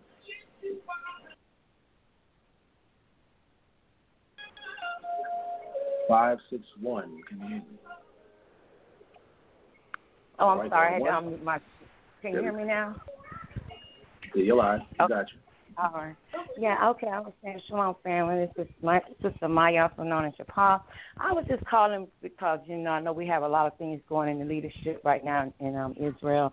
And a lot of things, concerns me and disturbs me because, when I'm looking at a leader that I support, and I've spoken, in the inbox with Ron Shields on how I feel about this present situation that's going on in Israel because, I was a supporter of KHM, RBG. But, when I'm looking at a leader, I look for righteousness. I look for someone who does not, regardless of what mistakes you make, you don't continue to walk in Israel with fig leaves, The fig leaves has to be rendered, and you have to walk spiritually naked with your sin among all, because we all fall short. But nevertheless, when you see yourself, it's wrong. A leadership finding within himself to love Father enough, to love himself enough, to love the family, his family, and the family of Israel enough to do the right thing, which is to humble themselves and do the righteous thing. especially when you know that we always put Torah first. And when you're disrespecting Torah and you have the viewing eyes of the public that's watching Israel, you can cause babes in the walk to stumble that's not turned away from the truth and just say you all just no more of a big shenanigans than the Christians, and that hurts me. And a lot of things I'm seeing too is that you have a lot of people. It makes me even understand Judah's plight that much more, because I look forward to my crowd. I look forward to the men that sometimes come to the forefront and call these leaders, on their wrong when they're wrong. Listen, pull them by the hem of his garment. You know what I mean? Because with this present situation, it's got a sister looking like a side chick. And, we don't deal with side chicks in Israel. We deal with wives. And that hurts me, to publicly call someone a friend that you've consummated a marriage with. No. I look for a leader to say, okay, I see things I went by. I see things that could affect people on this walk because I influence many. Some of these leaders have such an influence that they could just turn around one day and say they don't believe in the Messiah. And you have a whole mass of sheep that would just stop believing. I mean, that's the great influence they have. So with that great influence, to whom much is given, much is required. But you must, when you find yourself in these situations, my plea to him, as I'll make public on this thing, is like, get your family. You got 2 wives, you got 2 families. Get them off Facebook. Go have a talk. Make it right. There's no sin that cannot be forgiven besides the blasphemy of the Holy Spirit, which we Messianics know and believe that. Everything else can be worked out because all of us have 50 racks hidden in our closet, but it can be made right. And when you humble yourself and you decide to take the walk of the Messiah, which is he had all of our sin on him, which means he had to be ostracized, criticized, you know what I mean, publicly crucified before all men. He had to be an outsider. He had to die on the outside of Jerusalem. So you got to be an outsider to do the right thing, because even with that death of the Messiah, many receive salvation. And with your death to self, to come and humble yourself and say, I was wrong, or this is, this, and I have a responsibility to the public. At the end, it will produce much fruit to make people even honor you more as a leader than for you to continue to walk around with fig leaves, which is, we're looking, I'm like, shed the fig leaves. We need all leaders to walk spiritually naked. When you fall and stumble, be humble enough and righteous enough to say you stumbled, to make amends, to give a public apology, to come in with your family, make it right, so that you can continue to be that light in Israel, so that when we walk, we can look at your walk and learn. But if your walk is shady, then what else do we have? Do we go to Kemet? Do we go to Christian? Do we go to atheists? I mean, we have to be so very careful of people that are in leadership positions. And plus, we leaders that are outside of the leaders, which you can be a leader in your own right, which means that you have enough heart and courage to say, I don't care who you are. I don't care who you are. And that's me. I don't care who you are. I don't have all the knowledge that you all have. I don't have to have all the knowledge. I don't know all the precepts, but I know my Father, and I know the Son. I know the Holy Spirit, and I know what's right. And that's all I need to pull your coattail and say, listen, bruh, come on now. You got to do the right thing, and I'll put you out there. What are you going to do, kill me? This body means nothing. It's my soul. And when I stand before the Father and he rewinds that day, and I had a chance to stand up as a post-watchman to do something, to say something, and I said nothing for fear of the people, then fear of unrighteousness going forward before the whole nation. I'd rather stand before the Father righteous and say, I said something. I did what I could do, because they have to be called on it, because so many look up to them with emulating eyes. And sometimes what happens is the Father gets envious because his glory, he shares his glory with no one. And sometimes men get wrapped up in that main vain glory that they can't even feel like they can humble themselves. But it is Father that is uncovering everything so that you can be humble before all men, so that you can be healed. And in your healing, you rend your fig leaves, give me permission to rend mine. And in that, we can all be healed. With that, I'll yield. I want to call for calling and sharing your thoughts. There's some information that because we're on a platform that crosses all spaces and time, and there may be many people that are not aware of what you're talking about, and as well as many people who may not have the fullness of the information to actually contribute to what you're saying specifically about a certain situation that you're talking about. So what I can say from what you have brought forth is that, yes, there needs to be a space and time for people and leaders to recognize, and as the buzzword all night is be responsible and have accountability for their place in not only just society but amongst the people, right? And that, like you said, one word from a leader, and it can take, because the people are not sure about their own selves and their doctrine, one word from a leader can turn the whole body without explanation. I've seen this in other camps and other spaces, that one word from a leader can cause a mass falling away of people, not only from that specific congregation, but also from the Creator. And this is something that now, if we may, as we're having this conversation, we're going to go to the next caller, is that now we're talking not only about the leader's shortcomings, but those who choose to listen to the leaders. Because if one word from the leader can make you fall away, then the question is, who are you following?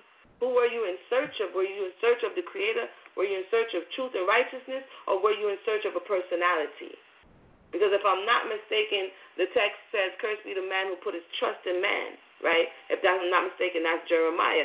That if we put our trust in people and not the Creator, then every time that individual will fail us because we have made that person an idol in our life. And this is also an issue that has been and continues to be a problem amongst our people. If you want to go from the thing what happened with Eddie Long, the huge, big situation that happened over there, to questions about Creflo Dollar, to questions about people in the community, even of recent times, there's so many people, but what doesn't change, the leaders are going to change. What doesn't change is the way in which the people relate to these leaders and how much trust you give them, how much adoration you give them, how much respect you give them, even above the power that you say you serve. That right there is not the leader's problem, or not the leader's, it is the people. I'm trying to make sure I'm saying what I need to say as it relates to respecting and hearing what you said, but making it relatable for those who don't know what you're talking about, if you understand what I'm saying.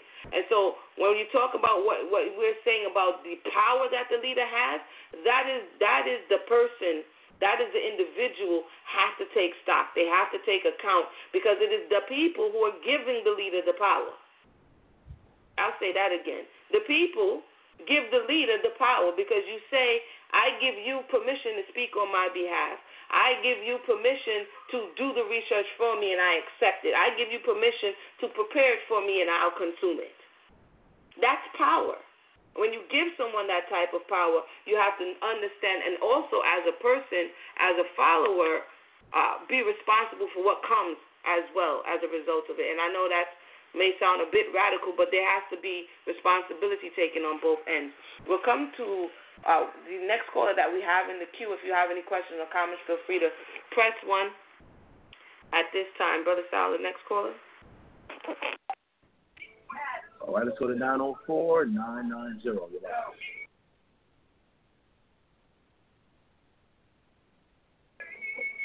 (904-990). Can you hear me? July 904.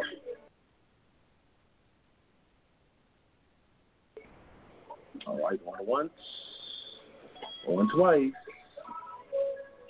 We'll just have to come back to that caller. They're not picking up. You can continue. Nobody else is just standing by. Sis, can I expound on what the last caller was talking about? She hit some great points. Go ahead, Brother Mario. Okay. When she was talking about like certain leaders or whatsoever, she made a good point, and I also wanted to kind of add on to that. A lot of leaders, or what I see, and just any like certain camps or whatsoever, I do see a sense of they're scared to lose leaders by telling truth. I mean, I'm sorry, not leaders, but certain followers, but telling certain truths. like certain doctrines that people just don't want to hear, or they don't want to or they feel that people don't want to take heed to or anything like that because it's kind of conflicting or anything like that, they will refrain from even telling that, just so they won't lose fathers. But I do see that can be also a red flag to a leadership, to a good leadership, and not willing to tell truth or tell that tough love type thing. Like we have to get back. We have to get into that mode of like telling it like it is, or how we would say in the hood, or what's keep it 100. Like we don't seem to be honest, or we don't seem to be 100 with everything that we're talking about. We kind of just push on the doctrines of what people wants to hear, and we do know that's called sugarcoating. We shouldn't be sugarcoating a lot of things that we are trying to teach or trying to push or anything like that. We need to be straightforward with a lot of things. And yes, it might cut down some people, but then that's how you could actually tell the people who are actually, because it could be a good thing. It can separate, your wolves from your sheep. It can show the people who are actually just there to actually hear the word or hear the truth or whatsoever, compared to people who just there for the entertainment. Because you don't want people who are there in your flock who are just there for entertainment, who are just there just to hear the good word, quote unquote. They need to hear both aspects, what is good and what is evil. That's our whole purpose of even reading Torah, is to know what is good and what is evil. And how we can correct ourselves is to know what are we doing evil. I'm gonna quote Yahshua by saying, I didn't come for the to the people who are healthy. I came to the sick and the poor, or whatsoever. So we gotta go to these people and be able to point out, see their flaws, and be able to correct them. And we can't sit back and be like, oh, well, if I do this or if I say this, then they might run away or whatsoever. If they run away, then they chose to do that. That's them. Let them go. We can't be afraid to let people know what is truth, and people can't be afraid to be able to receive criticism. We can't be afraid of that. We can't be. It may hurt, but it's better to feel the pain now than to feel the pain later, or when it fully manifests into our lives, where we can't go back, or we can't rewind that, or we end up in regret. So I don't want to yield to that. Thank you for that, boy. We be telling some hard truths here, don't you think, Sister Mayanah?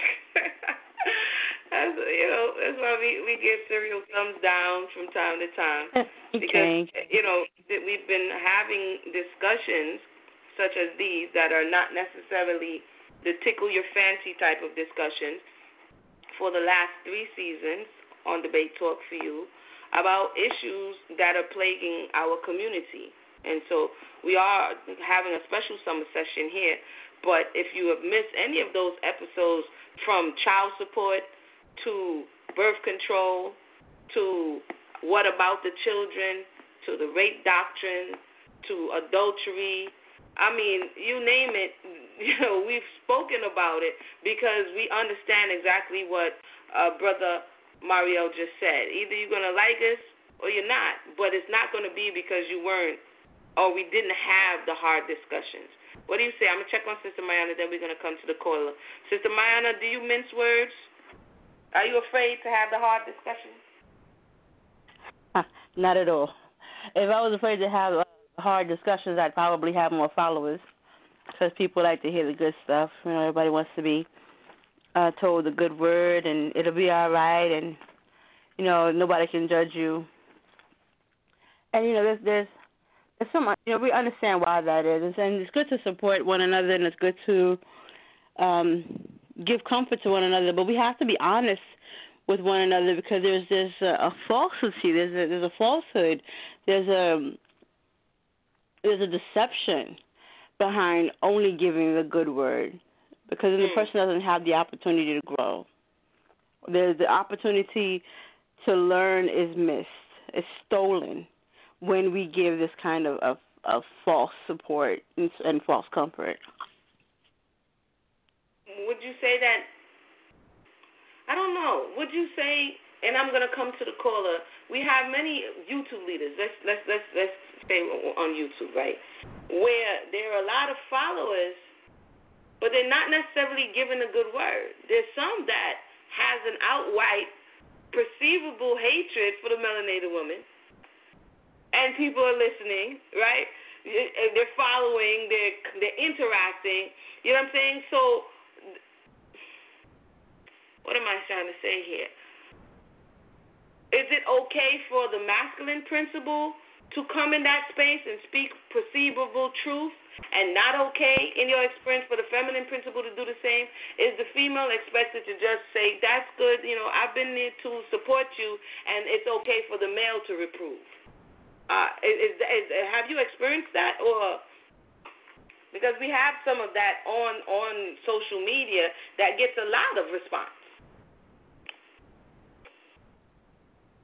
Mayanah.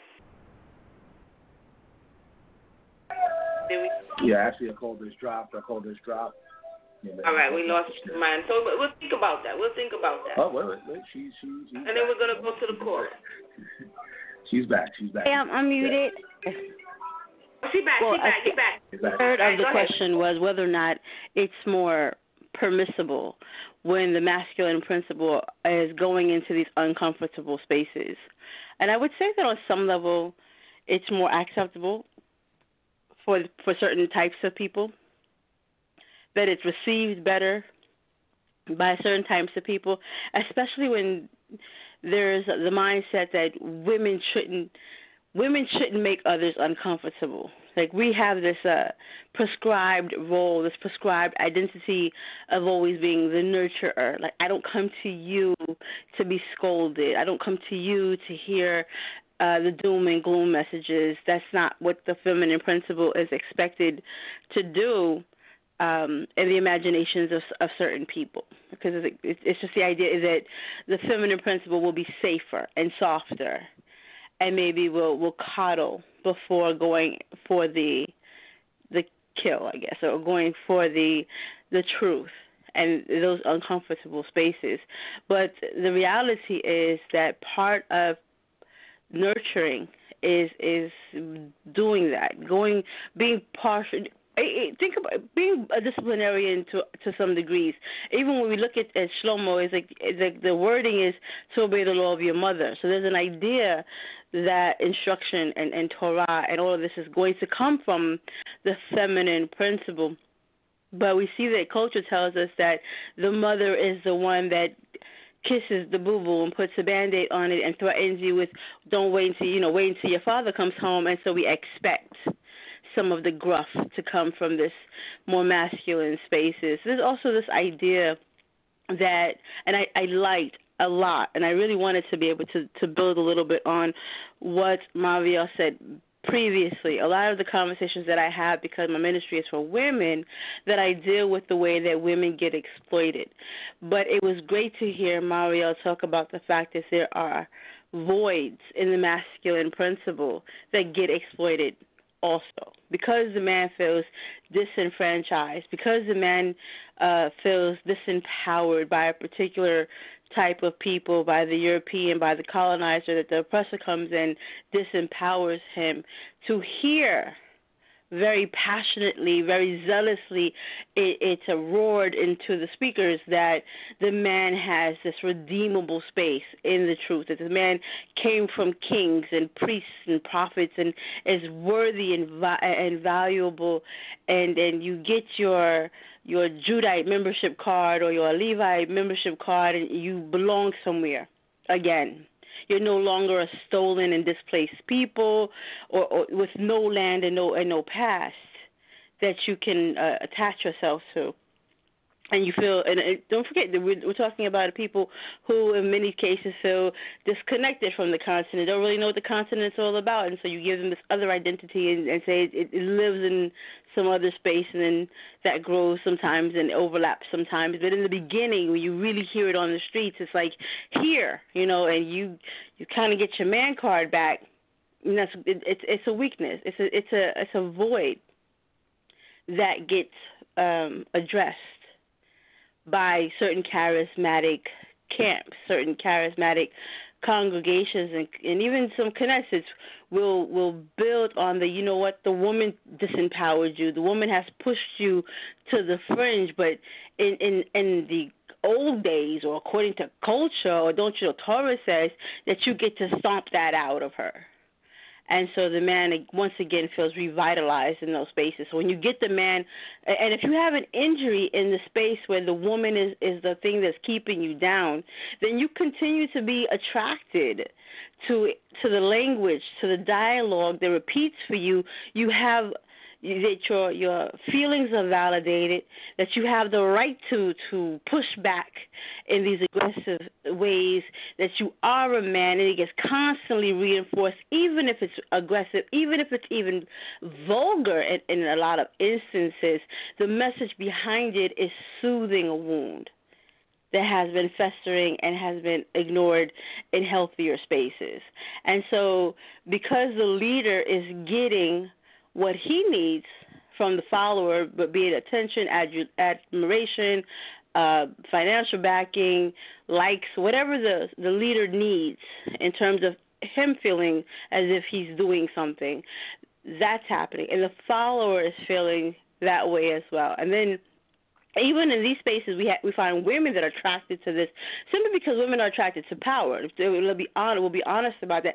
Women are attracted to power, and sometimes it looks like that.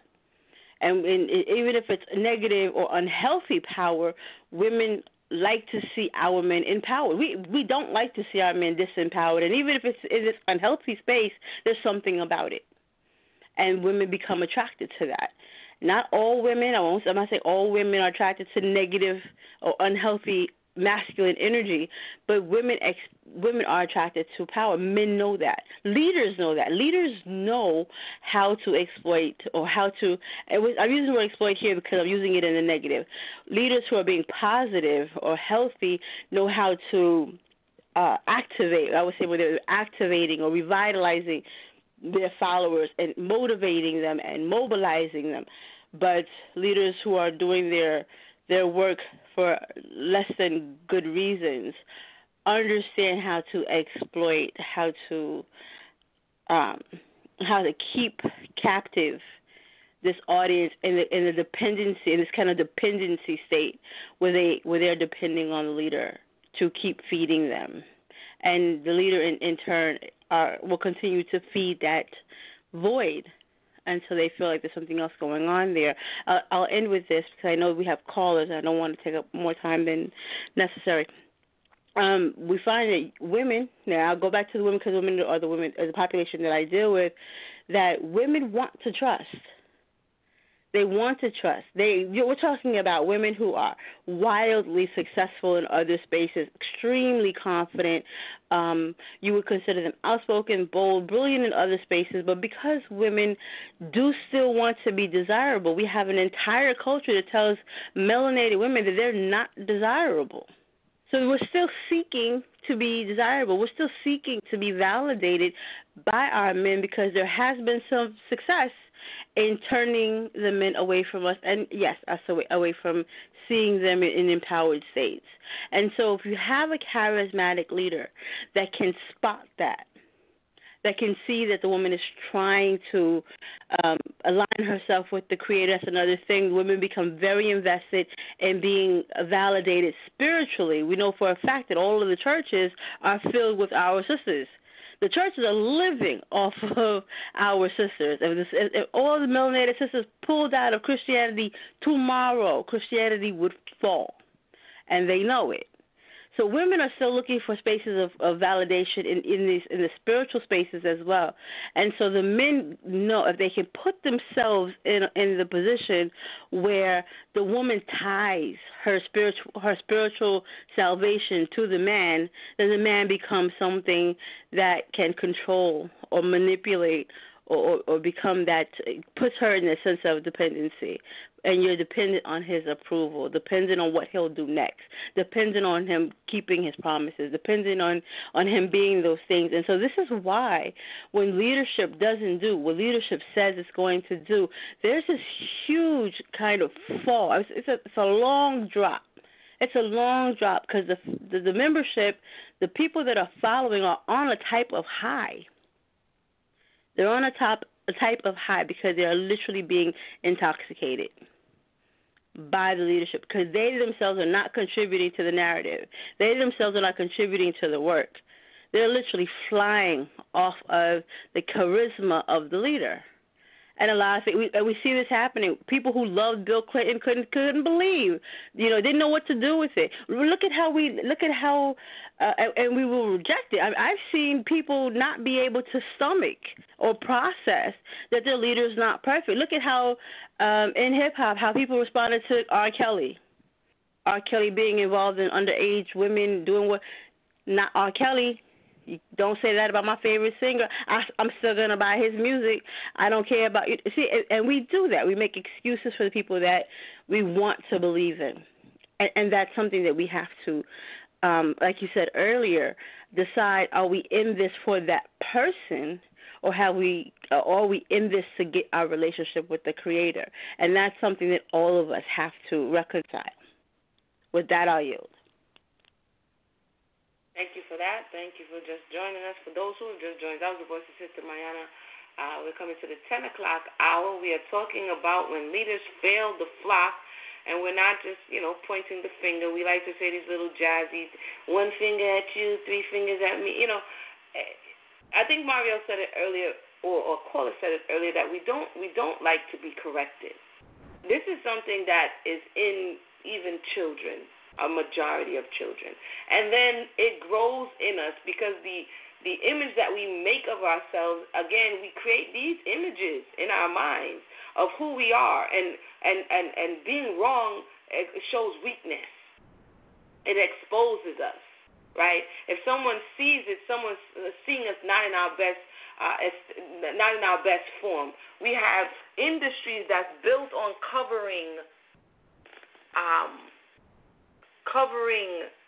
what's the word I'm looking for here? Our shortcomings, right? We have makeup to cover our faces. We have prosthetic hair to cover whatever it is. We have all of these things to cover over us not being, quote, perfect. And so we struggle with this. And when you come into this space, I guess really after the leader does what the leader does, and I'll keep saying, those who are listening and subscribing to leadership, you have a responsibility. We have a responsibility. You cannot put all of your trust and all of your faith in man, who is like you, who wakes up like you, put their clothes on like you, goes to the bathroom like you. This is what the danger, and this is the danger of transgressing the first, the second, and the third commandment. Because this is why they have a show called American Idol. They understand what you're doing when you exalt somebody. You have made that person an idol in your mind. And this is why your idol needs to be infallible. This is why your idol is superhuman in our eyesight. It is a very dangerous thing that we do. It's like where the mind begins to slip into this gear, and we have to be mindful not to do that. The person is the vessel. We are vessels. We are not the wisdom in the vessel. We are not the knowledge in the vessel. We are the vessel that the Creator uses to bring forth His information in the earth. And when you begin to worship the vessel, when you begin to worship the item, that is idol worship. And you can become an idol worshiper of people because you make them an idol in your mind and heart. A very dangerous thing. We have Sister Malaka saying nowadays people follow leaders whose philosophy agrees with their own. I agree. Not necessarily because the leader's life shows the fruit of submission to the Most High. That's real talk. That's what's happening. Oh, you are lenient on this, and you won't talk about that a lot, and that makes me comfortable, so I'm going to rock with you. When you lean more on the intellect and you don't really deal with the soul work or accountability, so I won't have to hear about me doing whatever it is that I'm doing. so I won't have to worry about being convicted. And so you have this smorgasbord, you have this, buffet of pieces that you can choose from to make you feel comfortable in your stagnant state, to be comfortable in your sin, to be comfortable in your shortcomings, and not be pushed to say, you know what, yes, I'm doing this thing, but I want to do better. So we really have to be careful, because in this day and age, the leaders that we are choosing, they are meeting a need, as we've been hearing in this discussion. They are they're playing our song. They're killing us softly with the song that we want to hear. They're saying peace, peace, where there is no peace. Brother Sal, we can go to the caller who may be on the line at this time.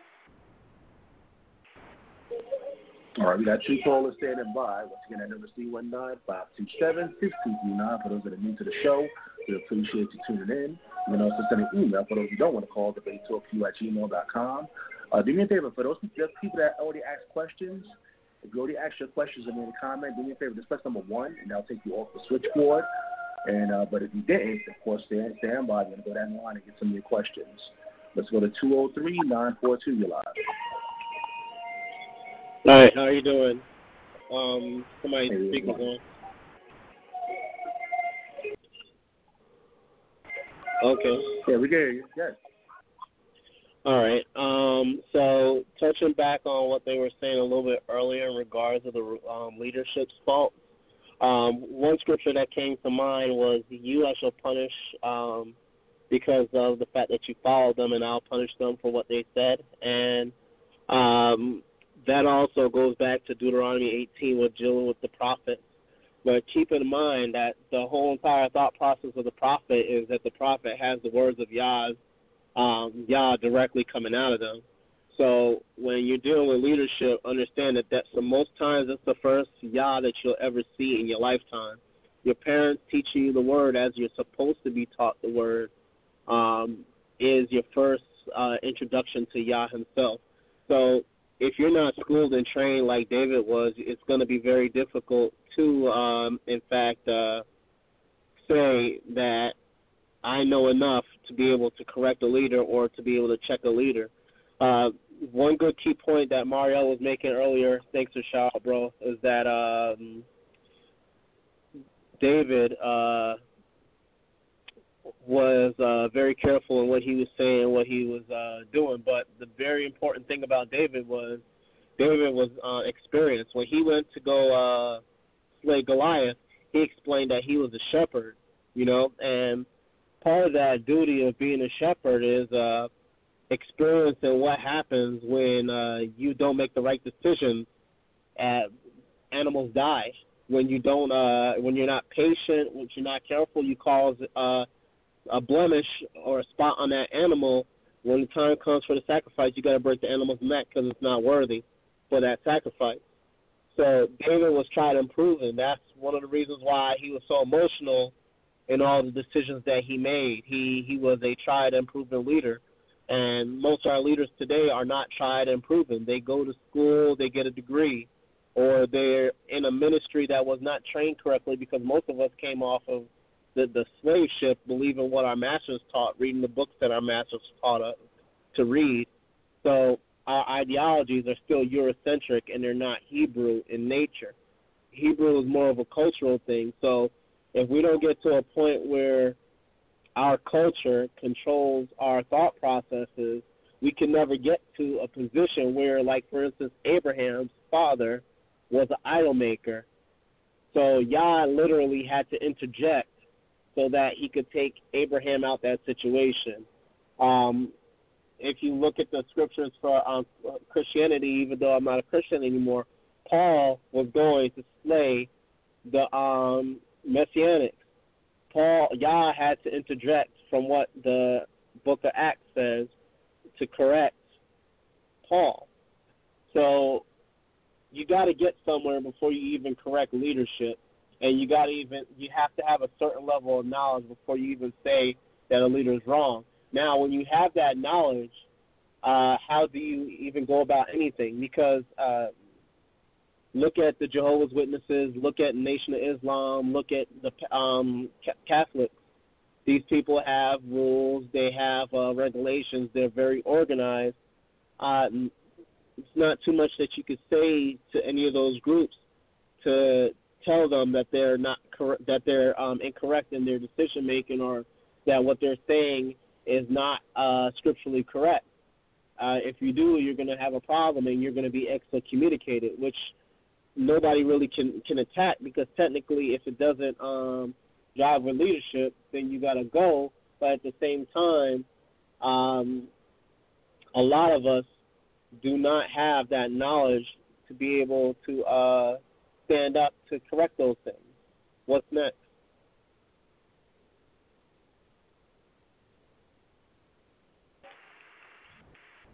Thank you for the caller and your thoughts.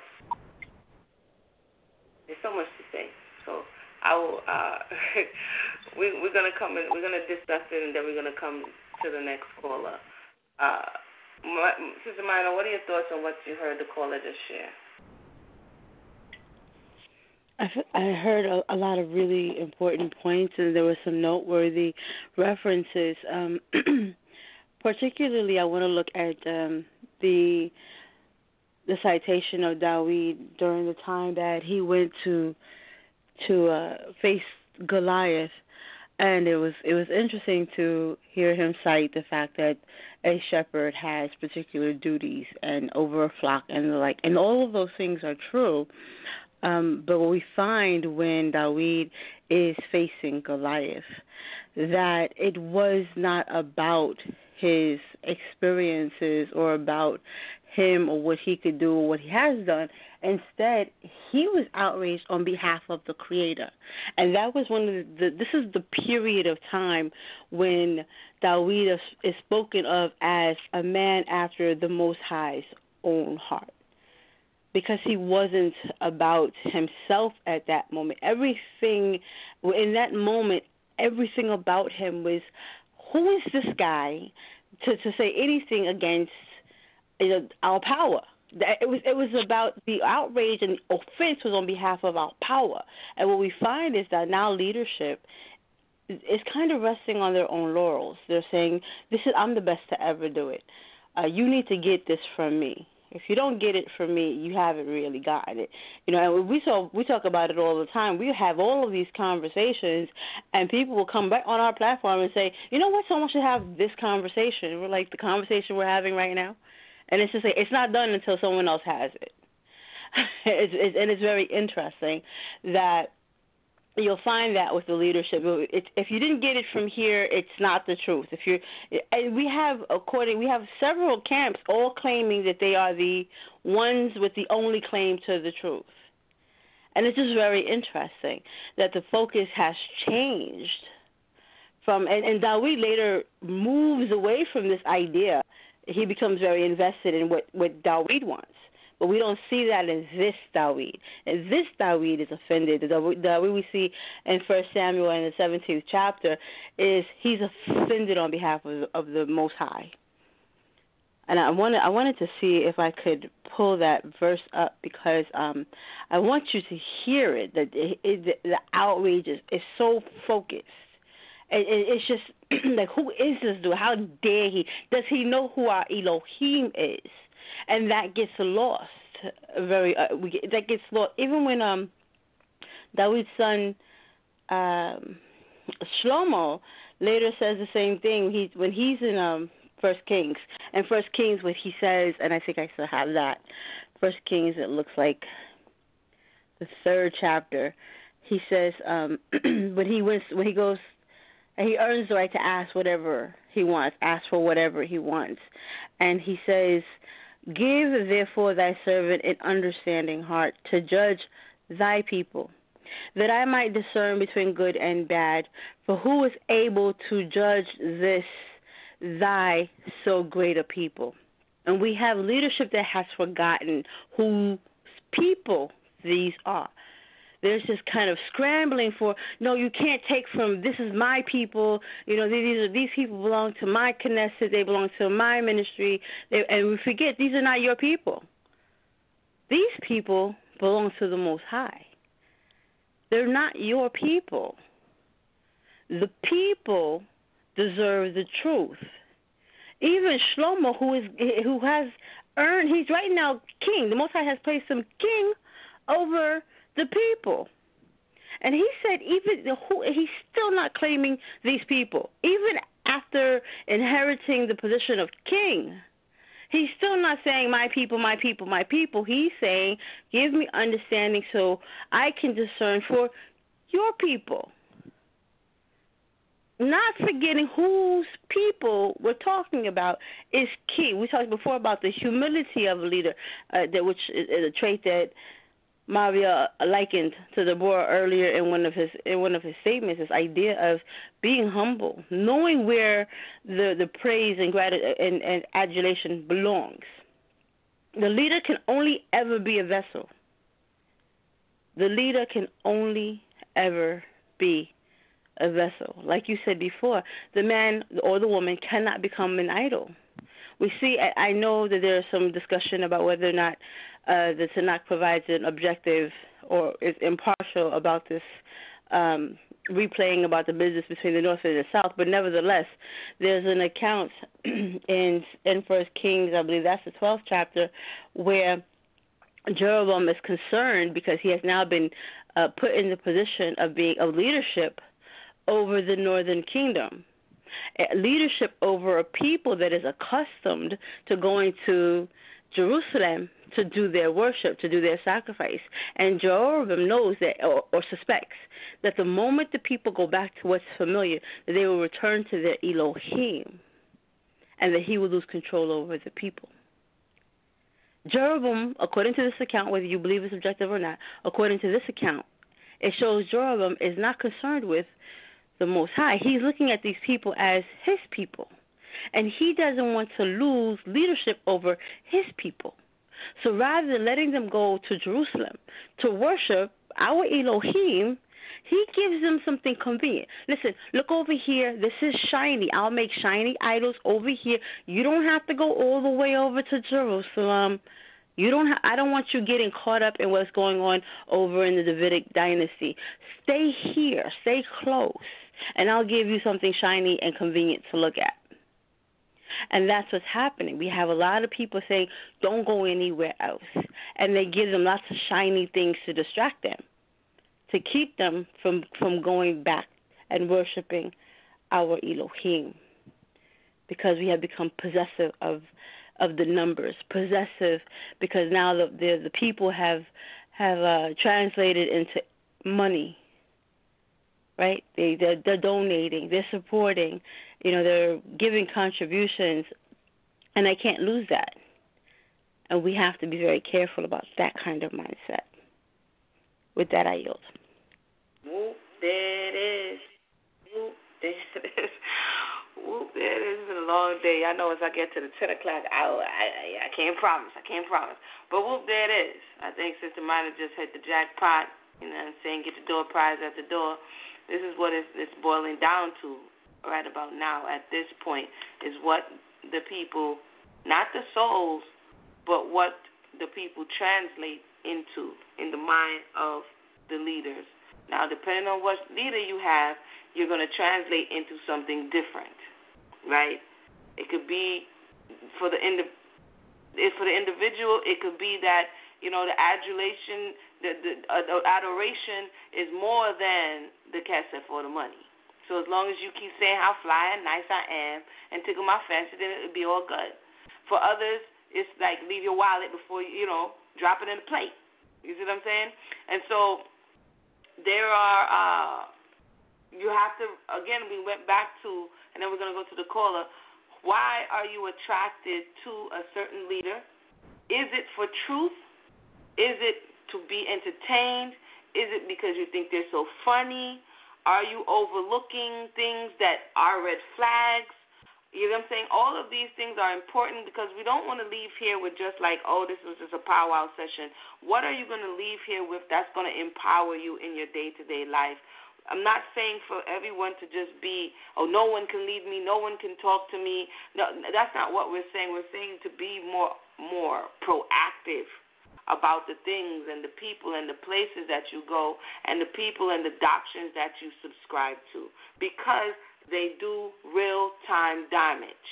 I think we did a couple of shows ago, Doctrines of Demons, and I actually think it's actually on this, and we spoke about not only just in the community but in different spaces, doctrines that actually rob people. A lot of times leadership is saying, I'm here to help you, I'm here to cover you, I'm here to save your soul, right?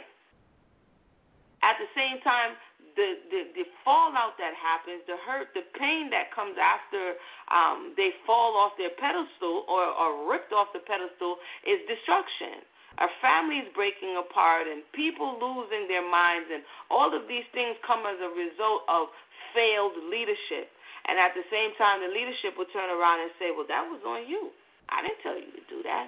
I didn't make you do that. You did that. And that adds what? Insult to injury, right? And so there's this continual trauma, injury, re-injury, and then we have people looking, as one of the callers said, that leadership is supposed to be reflecting the Creator, and so you have people, because of bad leadership, now looking to blame the Creator. Well, why did you let this happen?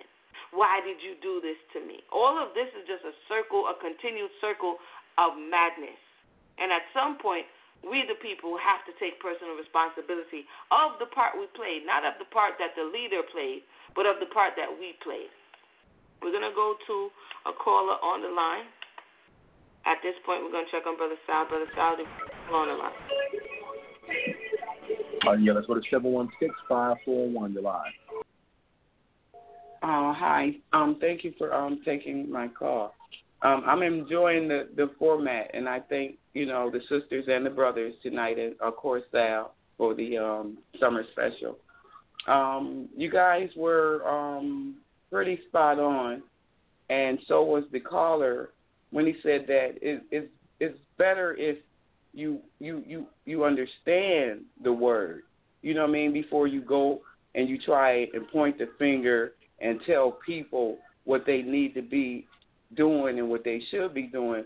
Because if you look at, if you look at the church or the politicians or whatever, it's all collective. You just have to pick your battles. If you want to pick it with the church, that's fine. But they ain't going to fix it. So, it's some leaders, some politicians, out there. It's some rappers out there with some language that they shouldn't be using, that our children are hearing. You got to pick your fight, pick your battles, but make sure you pick them right. Thank you. Thank you for the caller for calling in. If you have any questions or concerns at this time, feel free to press 1. As she said, there's many fronts.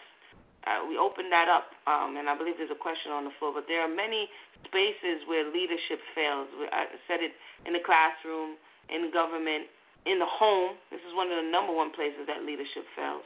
In the home, in the home, in the home, in the religious space. And so we have to say, well, what can we do? What part do I take personal responsibility of my growth, of my elevation? Do I put it all on the next individual? This is what happened with the children of Israel in the wilderness. No, Moshe, you go ahead and do it. No, Moshe, I'll let you do it and come back and tell us. We're still in that mode. We don't want to do the work and then get upset when someone else doesn't do the work correctly. We can't have it both ways. Sister Mayanah, I believe you were asked a question. You can have the mic at this time.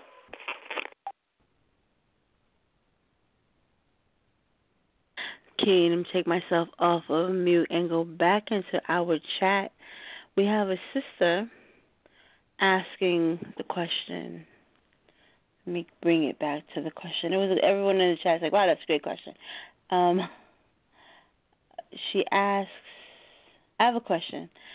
So what does a person do when the leader knows he has to correct the person but is afraid to stand up and do it, or the leader is cowardly?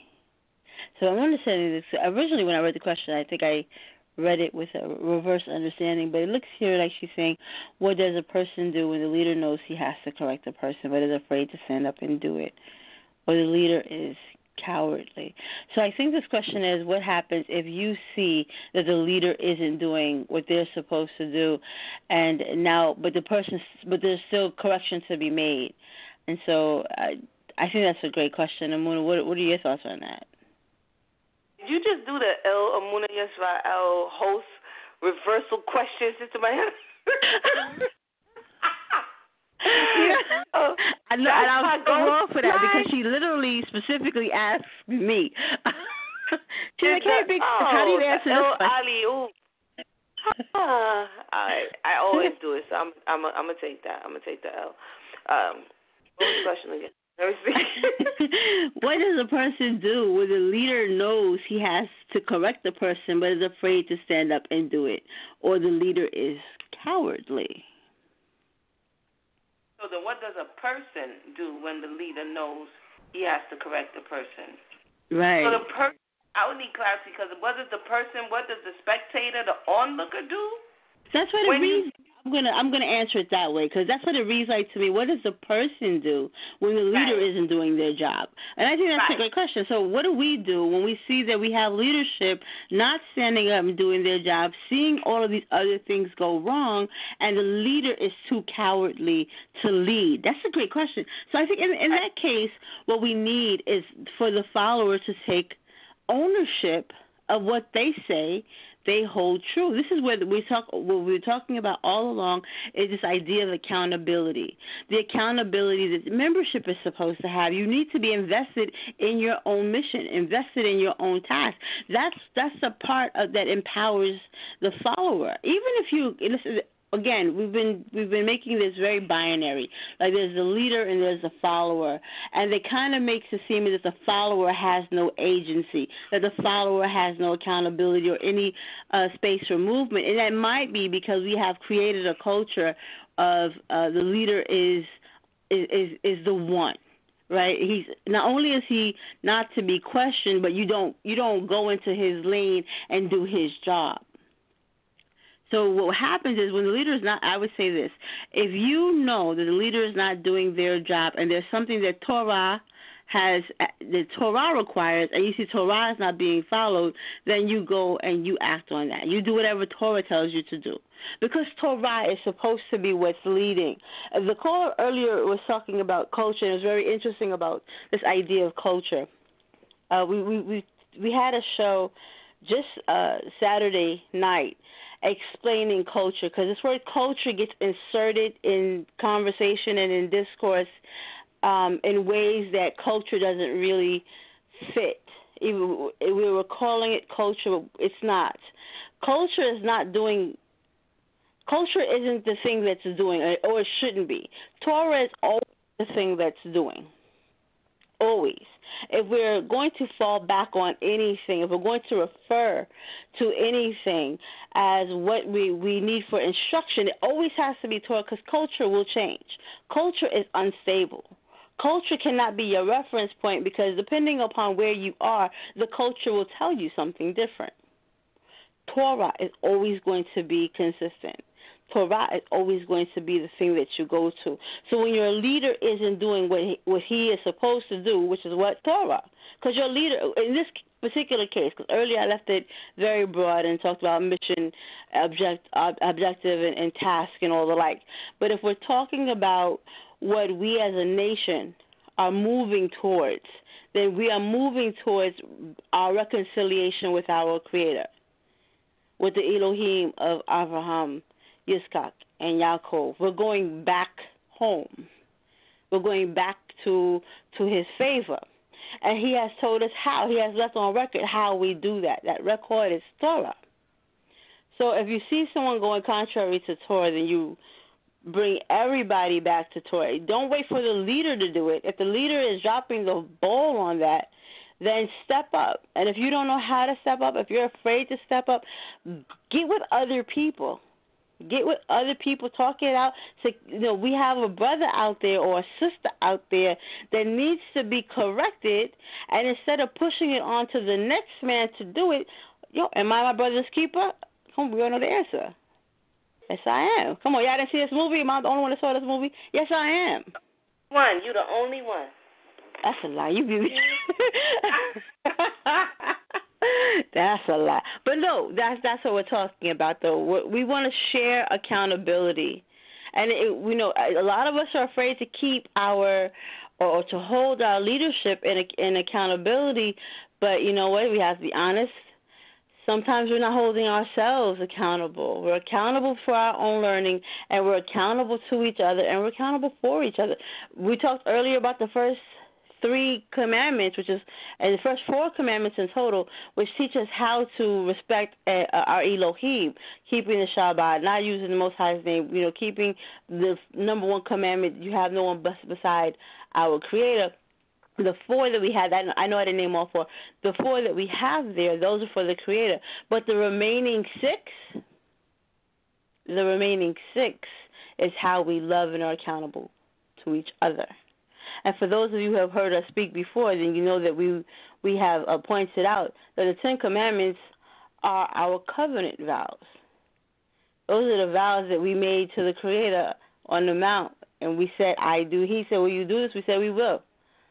That was our vow exchange, our exchanging of the vows, us going into the covenant. These 10 Commandments are actually put in a box called what? The Ark of the Covenant. It's our covenant vows. And for the Most High to write, and it says that the Most High wrote these down with his very finger. So for the Most High to write down with his very finger that 6 of the 10 ways that we show our love for him is to love each other, then that answer is you step up and you correct your brother. Uh-oh. All righty now. For those who just joined us, you've been listening to the Relationship Challenge, the special edition. And we're not only just challenging male and female relationships, we're challenged in our home, children to parents, parents to children, brothers to sisters, sisters to brothers, and by extension our wider community. And so we hold conversations like this so we can come together and discuss the real and hopefully get solutions to how we can better our interactions with one another in the future. Sister Malaka says Torah also informs what leadership should or should not look. Leadership should or should not look.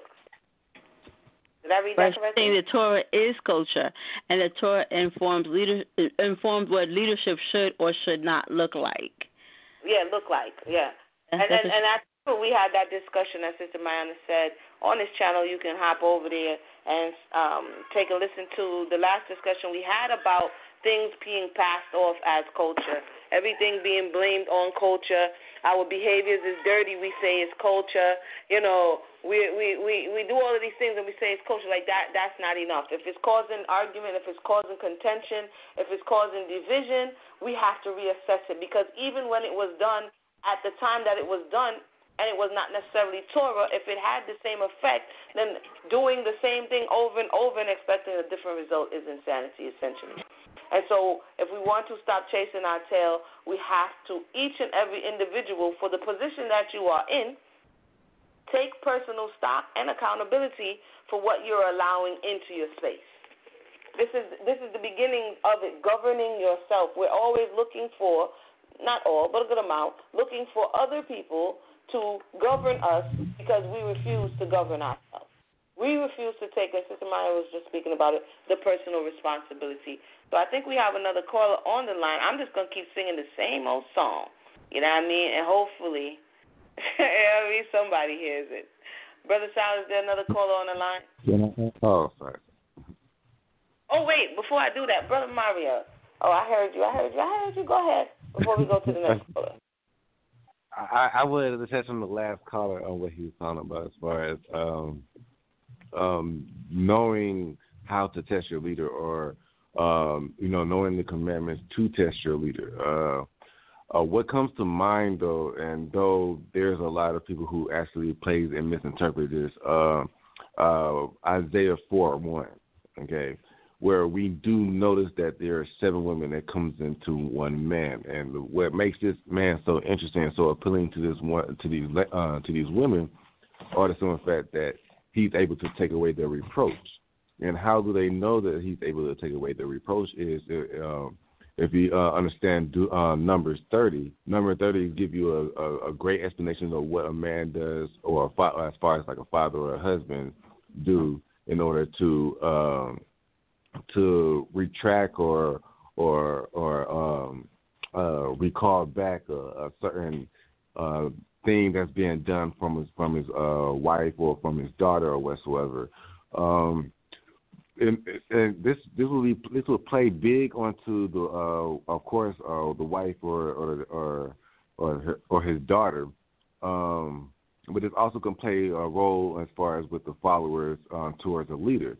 Is yes, you want to know and want to get knowledge into the laws, statutes, and commandments or whatsoever, so you know that a man or a leader will be able to correct you if you're wrong.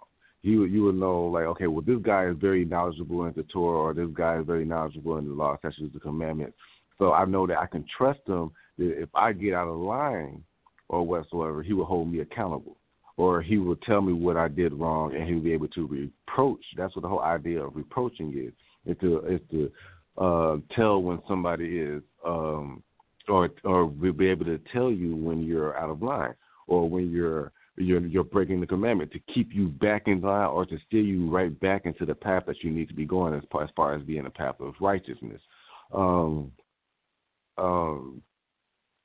right, now I lost my other train of thought to that. But yeah, just pretty much I like to, whenever I'm dealing with somebody who is new into truth, or especially like with women or whatsoever, to tell them before they even go looking for a husband, or before they even go, because I see a lot of men actually will prey unto women who don't know the scriptures too well. And they will prey unto them because they were able to insert their own doctrines, or they'll be able to insert their own philosophies or whatsoever. Instead of just telling them what straight up is, they'll tell them, okay, well, you just listen to me and I got you, and stuff like that. But the men or the leadership or whoever is in that position don't fully even know. So they have no idea that, okay, well, I'm doing this wrong or whatsoever, and this guy is teaching, is not even correcting me. Or he's inserting his own doctrine where I can be doing this, and he's telling me that I can't do it. So we have to be very mindful as far as like how we go about choosing the person who we're going to follow. And I wanted to kind of touch onto that before we go to the next call, and I lose that train of thought. All right, now it sounds like y'all on tonight, boy. Y'all are saying some things. Buyer beware. Buyer beware. It says, buy the truth and sell it not. And it is the responsibility of the person who's buying the truth to make sure it is the truth that you are buying into. Because if you buy into a lie, you will have buyer's remorse. And when our world is turned upside down, and depending on how far, I've seen it. That's all I can say. I've seen it, and it's sad. It's sad. It angers you because of so many different things. Seeing to the degree, seeing what it has done to people, seeing how families end up. It's not good. It's low tov. Slow tov. We're going to go to the callers. This is a very, very important topic. I hope we're taking heed to what we're hearing. I hope that we are being brothers and sisters to one another. I hope at least we're pulling each other's coattail, giving that cautionary word so that the person will at least call it to mind that, hey, I was instructed, I was told, I was warned. The Creator warns us. He even warns the other nations. Go and warn them. Go and tell them. Well, that's the love of the Most High, to warn us. What shall befall them? Let them know. Perhaps they may bethink themselves and turn and go the other way. So when we see these things, we cannot stand idly by. And this is why we have been, thank you to Brother Sal for even opening his platform, to continue the work of raising the alarm, sounding the alarm and letting it be known, be warned.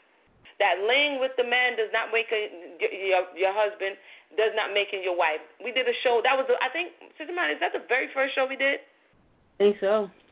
I believe it's the very first show we did. And we're like 50-something shows later. So you can understand how many false doctrines are circulating in the air. Laying with the woman does not make her your wife. If sex is not marriage, then what is? we speak about getting it right. What was the next one that we had some pushback on? And I'm just recapping for those who may not know what it is that we're doing here. Family interracial consent. marriage, we got pushback on that. What about the one about family? Should you consult your family before getting married? Yeah. Should we consult the elders? We talked about that, and someone was like, "You mean I need to talk to somebody?" Yes. So that they have eyes they cannot see. Nobody in my business. What are you talking about? I'm grown. I don't want anybody in my business. We spoke openly about knowing that two families are marrying. It's not just the individual. Do not isolate people just because they may not totally subscribe. Your family members, they can possibly see what you do not see. And you should take these counsel into consideration. Recently we did when sisters ignore counsel. You see what I'm saying? So we talk about all these things on the brother side. Should a man who does not have a livelihood, should he have a family? These are these are precautionary measures and precautionary conversations that can help us to peel away the layers of falsehood, peel away the layers of what is forwarded as culture, peel away the layers of misinformation to get to the crux of the matter, the truth of the matter. And we've always had these conversations on the Relationship Challenge with the masculine principle present. You hear MariEL on the line. You will hear Brother Awar on the line. You will hear Brother Kwete when he was coming through on the line. You hear all of the brothers and sisters. When sisters ignore callers, I'm going to go to the caller.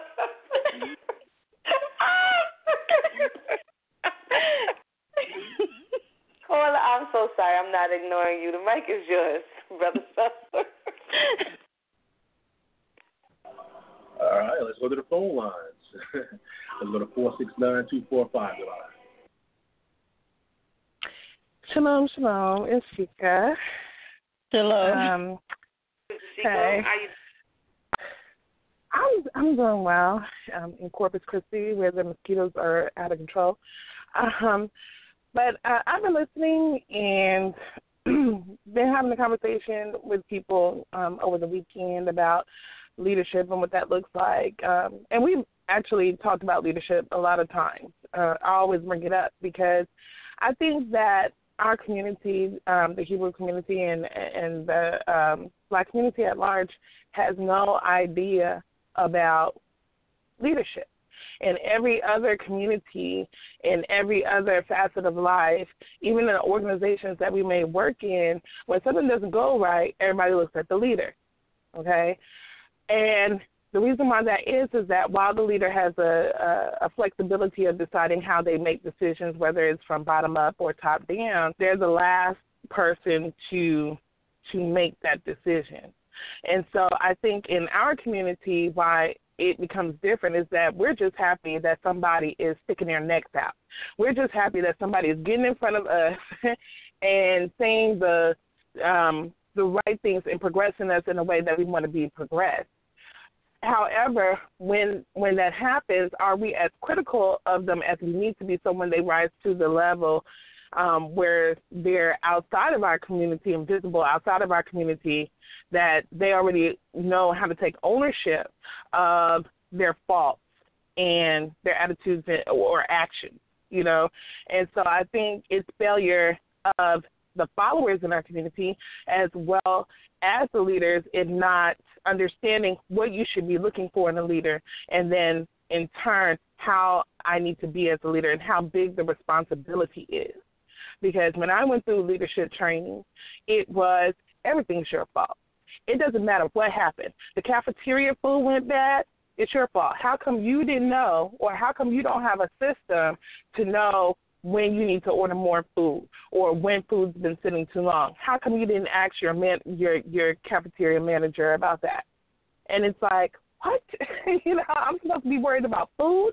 I'm supposed to be worried about safety. I'm supposed to be worried about curriculum. I'm supposed to be worried. Yes, you're supposed to be worried about all that. And if something doesn't happen on your watch, that's on you. Why? Because you have the authority, you have the influence, and you have the ability to steer multiple people in different directions. And so when we sit up here and we say, oh, well, you as a follower do have a responsibility, I agree with that.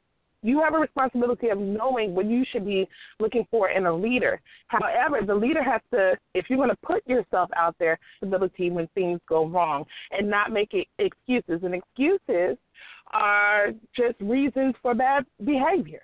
That's all it is. So we need to understand that we need to start teaching leadership. So everybody who's listening, who's the leader of a congregation, camp, whatever, and not just your interpretation of Scripture.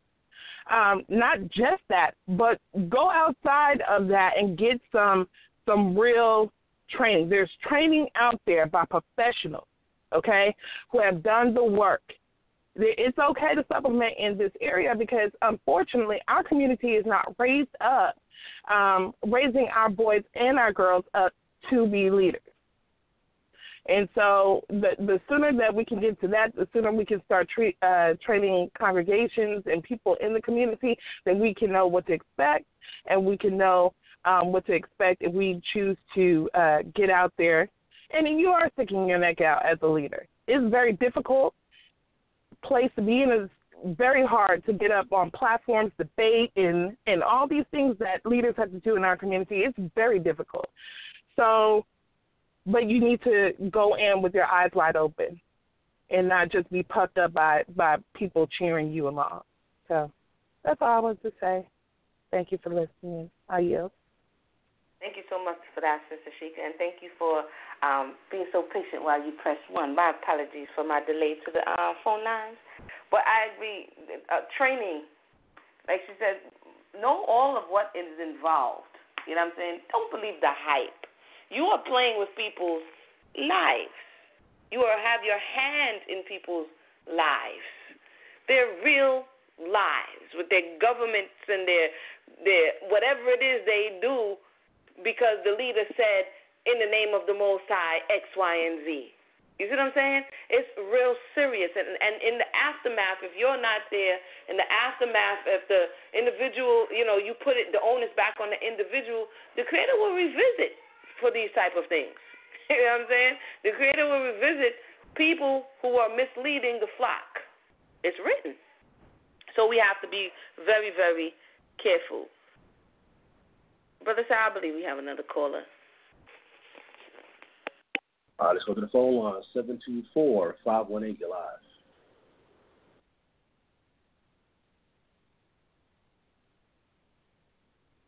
(724-518). Can you hear me? 724.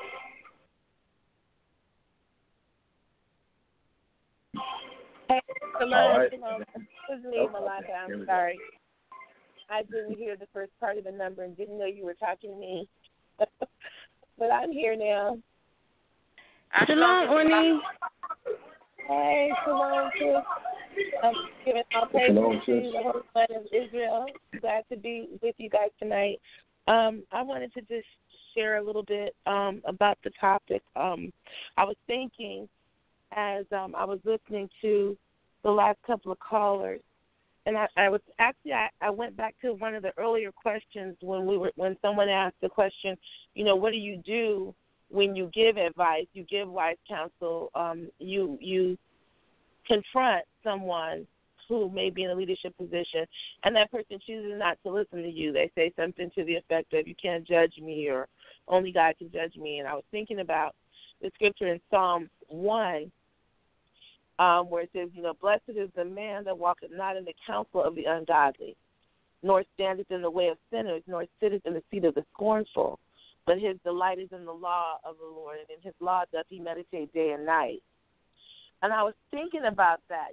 There's a responsibility that we have as a follower to stop following one who is a scorner, to stop following and taking and heeding the counsel of one who is in leadership, who is misleading the people, or who himself or herself is no longer submitted to the Most High. And you can see that as evidenced by the fruit of their mouth and the fruit in their lives.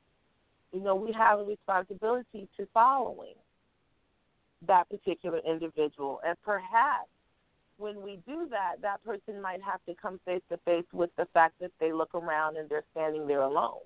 And maybe at that point they can then look to the Creator who can deal with them. But as long as there's a cheering section around this person, making this person or that person feel as though they are doing the right thing or they're still on track, then they may not be as prone to look at themselves. So I just kind of wanted to share that we do have a responsibility just in our individual walk to not listen to the counsel of the ungodly. And if someone is not submitted to the law of God, at that point they're making themselves ungodly. If they're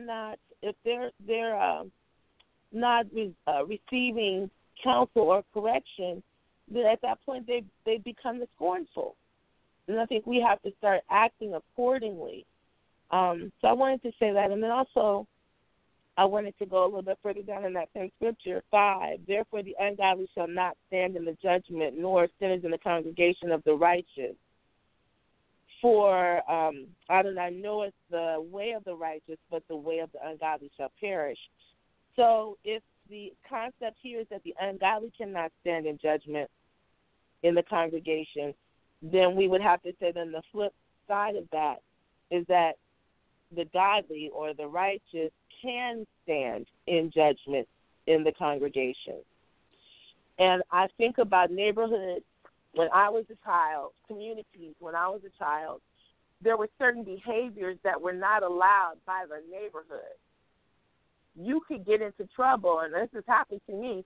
I could get into trouble 2 blocks away from my house and get 2 or 3 spankings before I got home to my mom because her girlfriends caught me and caught up and got with me before I could make it back to my mom. And then my mom knew I was coming and what I had done before I got to her. And so my point in sharing that is there was just a time when we just didn't accept certain behaviors. And because we didn't accept it, they didn't thrive. Those behaviors didn't thrive. But as long as we continue to accept certain behaviors, they will thrive and we will see worse. We will see more. We will see the deterioration of the community, the deterioration of congregations.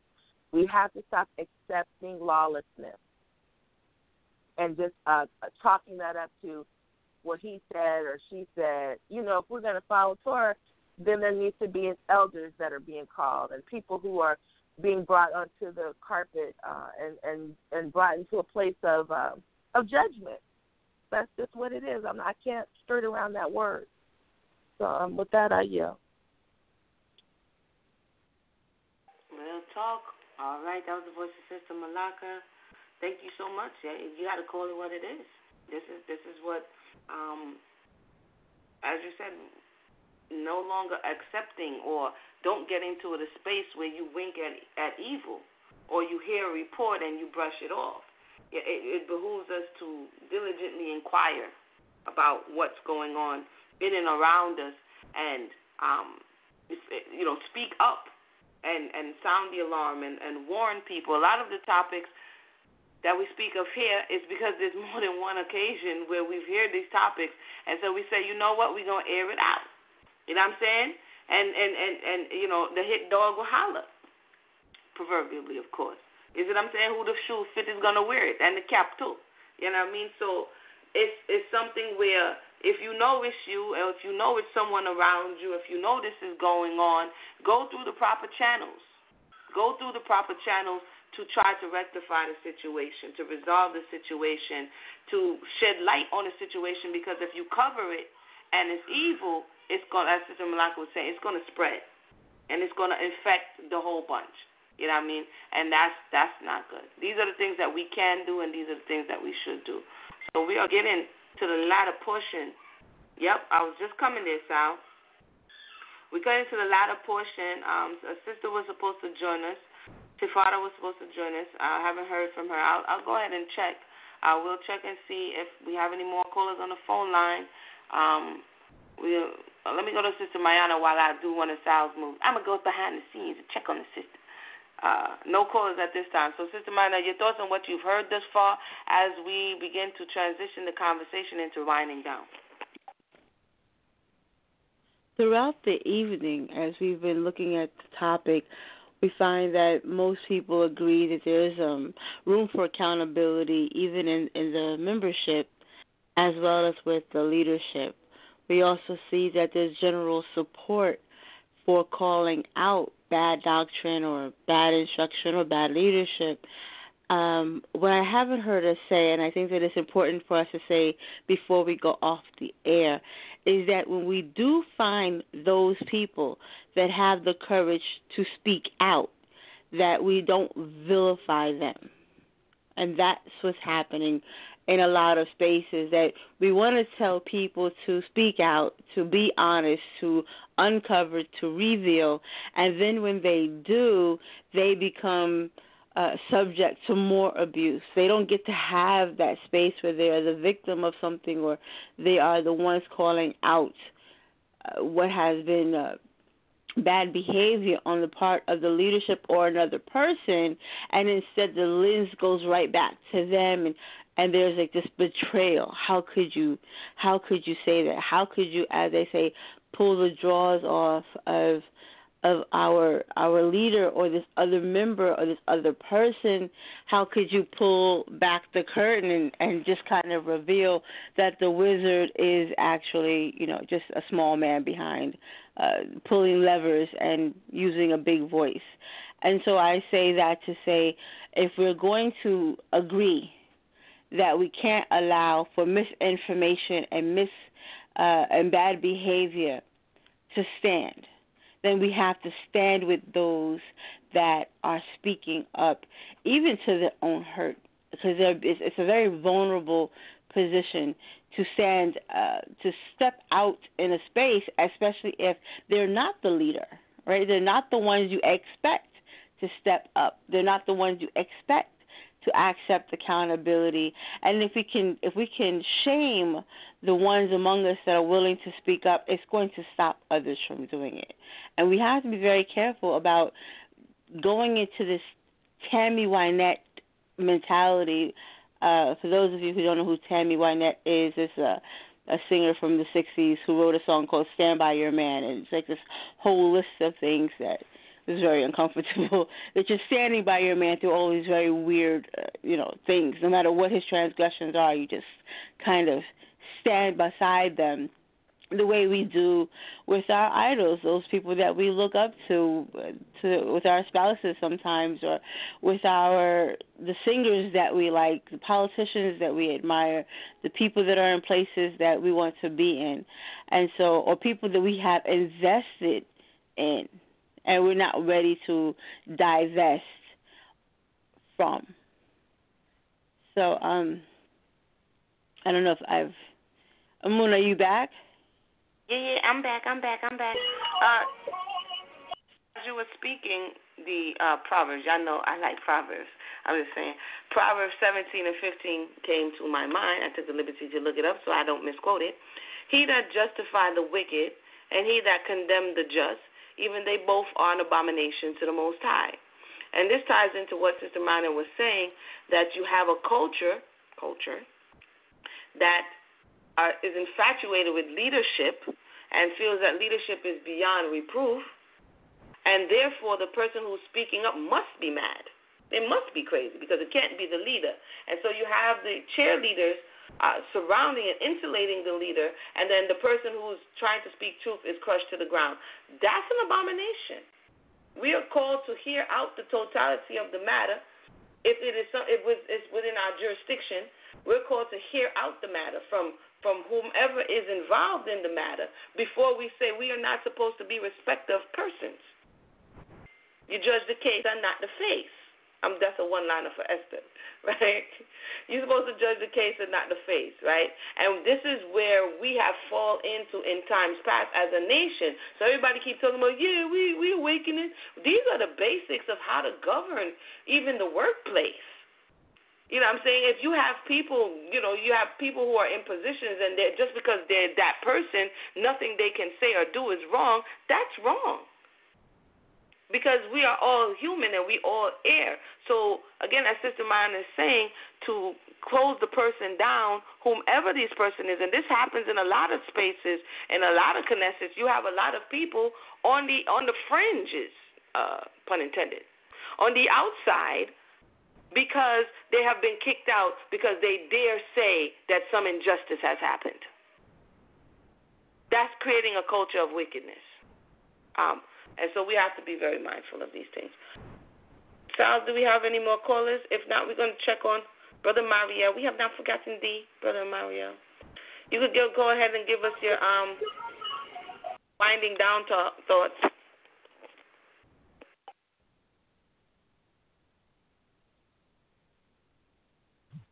Okay, so I can go? Oh, you winding down thoughts at this time. Okay, yeah, my winding down thoughts. Okay, so my winding down thoughts is from best stuff where we went over today. We have to be able to spot a good leadership. We have to know when a leader is good. I'm not saying that leaders are trying to, follow this law, statutes, and commandments without somebody to be able to guide us or help us out through. Because we all need somebody to help us, make it throughout life. Most High said it best that it's not good for man to be alone. So we do need each other. But with needing each other, the person who's got it has a great responsibility to take. So we have to, on both sides, we have to be mindful that when we have a leader, we need to be able to respect that. There's a law even within the Torah that, the Most High will punish those who go against his leadership. But we have to be mindful if we do find ourselves in certain leadership, because at any moment the Most High can call you to actually lead or be able to judge or be able to be a warning or his warning or whatsoever. We have to be mindful that how we act as a judge or how we act as a leader, because like you said, like the leader can cause the flock to either grow or to diminish or to go astray. So we have to be very mindful. As a follower, we have to be mindful as to take upon ourselves to do our own research at the same time as following the leader. We can't solely depend on the leader to be able to know everything and to completely trust him. We have to back up what he's saying to make sure that what he's saying is actually leading us to truth, so we know when to get out of that situation if he does decide to go and insert his own doctrine or insert his own theories or philosophies that will cause us to lead us astray. We also got to be able to hold him accountable and actually able to test his integrity to actually know his intentions when you actually are choosing the leader, because you have to know his intentions, because his intentions can definitely lead us astray or definitely lead us down wrong paths that we do not want to be, where we wake up years down the line where we're in a position where we can't even go back, or the Most High don't cut us off or whatsoever. So we have to know how to be able to choose our leaders. A message for the leaders: you're in a position where you having lots of people following their very souls depend on you. Okay, so we have to be mindful that we don't try to sugarcoat anything, or we don't try to put salt on people's wounds when we are correcting them. And we have to be aware that we have to be corrected. David said, I'm going to go and insert my own thoughts onto. I made a video not too long ago about what governs yourself. If we understand the whole principle of Torah actually teaches you how to govern your own self, where you don't need a king or a high priest. Israel asked for a high priest, and for a king. And we read that both when they rejected the voice, or they didn't want to hear the voice of the Most High, and when they went to Samuel asking for a king. But in our principle, the Most High is the one who is our king, and the Most High is the one who we should be able to go to at all times. So we have to be very aware that at any moment we might end up by ourselves because of our leaderships. But just because we're by ourselves, or because a leader led us astray, shouldn't deteriorate us from following the Most High. So we need to make sure that we have a certain foundation and footing, and we understand and we have a good relationship with the Most High before we even go out seeking anybody to actually guide us if we need that guidance. And as a leader, we need to know the Most High. We need to have a relationship with the Most High so we can be like Him, because people are going to be looking at you as if they was looking at the Most High. So, and with that, I want to say I'll praise to the Most High and Todah, sis, for letting me be on. And I also want to give a shout out to, because I know I have to do it, I want to give a shout out to my wife, Malika Danielle. Make sure I want to get that out the way before I get off the air or anything like that. But shalom, everyone, and Godspeed. Thank you so much for your contribution today, MariEL. It was greatly appreciated. You said some really interesting things, important things, something for the listening audience to consider as we continue on this journey. Each one teach one, each one help one. You went into one of my favorite spaces, is where it's about learning to govern ourselves. We can share with one another. We can learn from one another. Look, oftentimes we put leaders in the stead of the Most High, and therein lies one of the major problems that we face as a people. We'll get some closing thoughts from Sister Mayanah. I don't hear Sal saying there are any more callers on the line, so we'll go ahead and get some closing thoughts from Sister Mayanah. It's been a long day as we come to the 11 o'clock hour, and then we'll just go ahead and sail on out. So, Sister Mayanah, what are your closing thoughts? Well, we don't have a lot of time, y'all. Keep it brief. The leadership has a responsibility to those that he or she claims to be serving. Leaders are in the position of serving the community, and we have a responsibility to be people of integrity and to be accountable, like you said, to have self-discipline and be accountable to the people that we are serving. We have to be mindful that these are not our people other than they are brothers and our sisters, but these are the people of the Most High, and we have to have fear of the Creator when we come before His people, that we're not misrepresenting Him or them. And another caller brought out the fact that some of these leaders get into the position where they're not just in front of the people, but inside the community, but people outside of the community, and to be mindful that they then become the face of the community when the outsiders don't have access to what's going on the inside. And so understanding that you are out there with the name of the Most High on your forehead while you're wearing the fringes and the laws of the Creator, out there with the outsider, and you don't want to give them the opportunity to speak ill of our Elohim by misrepresenting the community and making the Most High's name stink among the nation. Remember, Yaakov was very fearful of his own name stinking among the other nations. We don't want our Creator's name to stink. We don't want to bring His name low. We do not want to call or have His name called upon in vain. And that's a commandment. We're commanded to be mindful of those things. We are commanded to stand in truth. So for those of us who are comfortable having leaders, we still have to be mindful that at the end of the day, we only have one Creator. We only have one Elohim, and we have a responsibility to that Elohim to know His truth. Our leaders are doing their job. Our job is to check our leaders, to check their research, to make sure that we are having a personal relationship, not with the leader, but with our Elohim. And so with that, I'll yield. If we go into the overtime, I'll come back. But for now, I'll yield with that.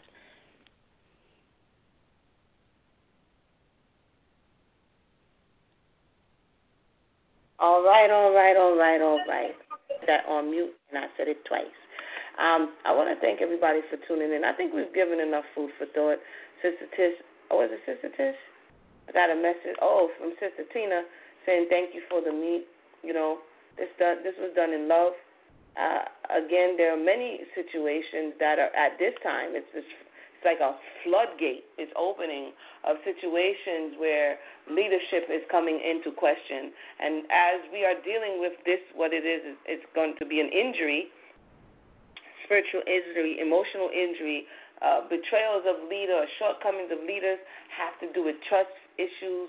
You know what I'm saying? It has to do with a whole host of things that are tied to when someone puts their trust in someone, when someone says they're going to follow someone. And when that picture breaks, you have to deal with the aftermath. There's a grieving process. The person is going to be upset, or the people are going to be upset. They're going to be looking for sometimes they're looking for the leader to make it right. And if the leader themselves is broken, the thing that which you look for will never come about, and every interaction thereafter will be re-injury and re-injury of the same wound. So I would admonish or advise our brothers and sisters who may be dealing with a situation with leadership at this time, that the truth is they're your brother and your sister. And so the same things that you're feeling, the same shortcomings that you have, they also have. And sometimes that which you're looking for from them, they don't have to give you. So as you're going about your journey and restoring the relationships that are around you, not necessarily with the individual or with the congregation, but restoring your faith in people and ultimately your trust in the Most High, remember that we're all on this journey together, and we're all hopefully striding towards making a change in our lives and healing from the things that we have inherited and the things that we've done in our past. And so I want to thank everybody for tuning in. Since we have no more callers at this time, we're going to go ahead and wind down.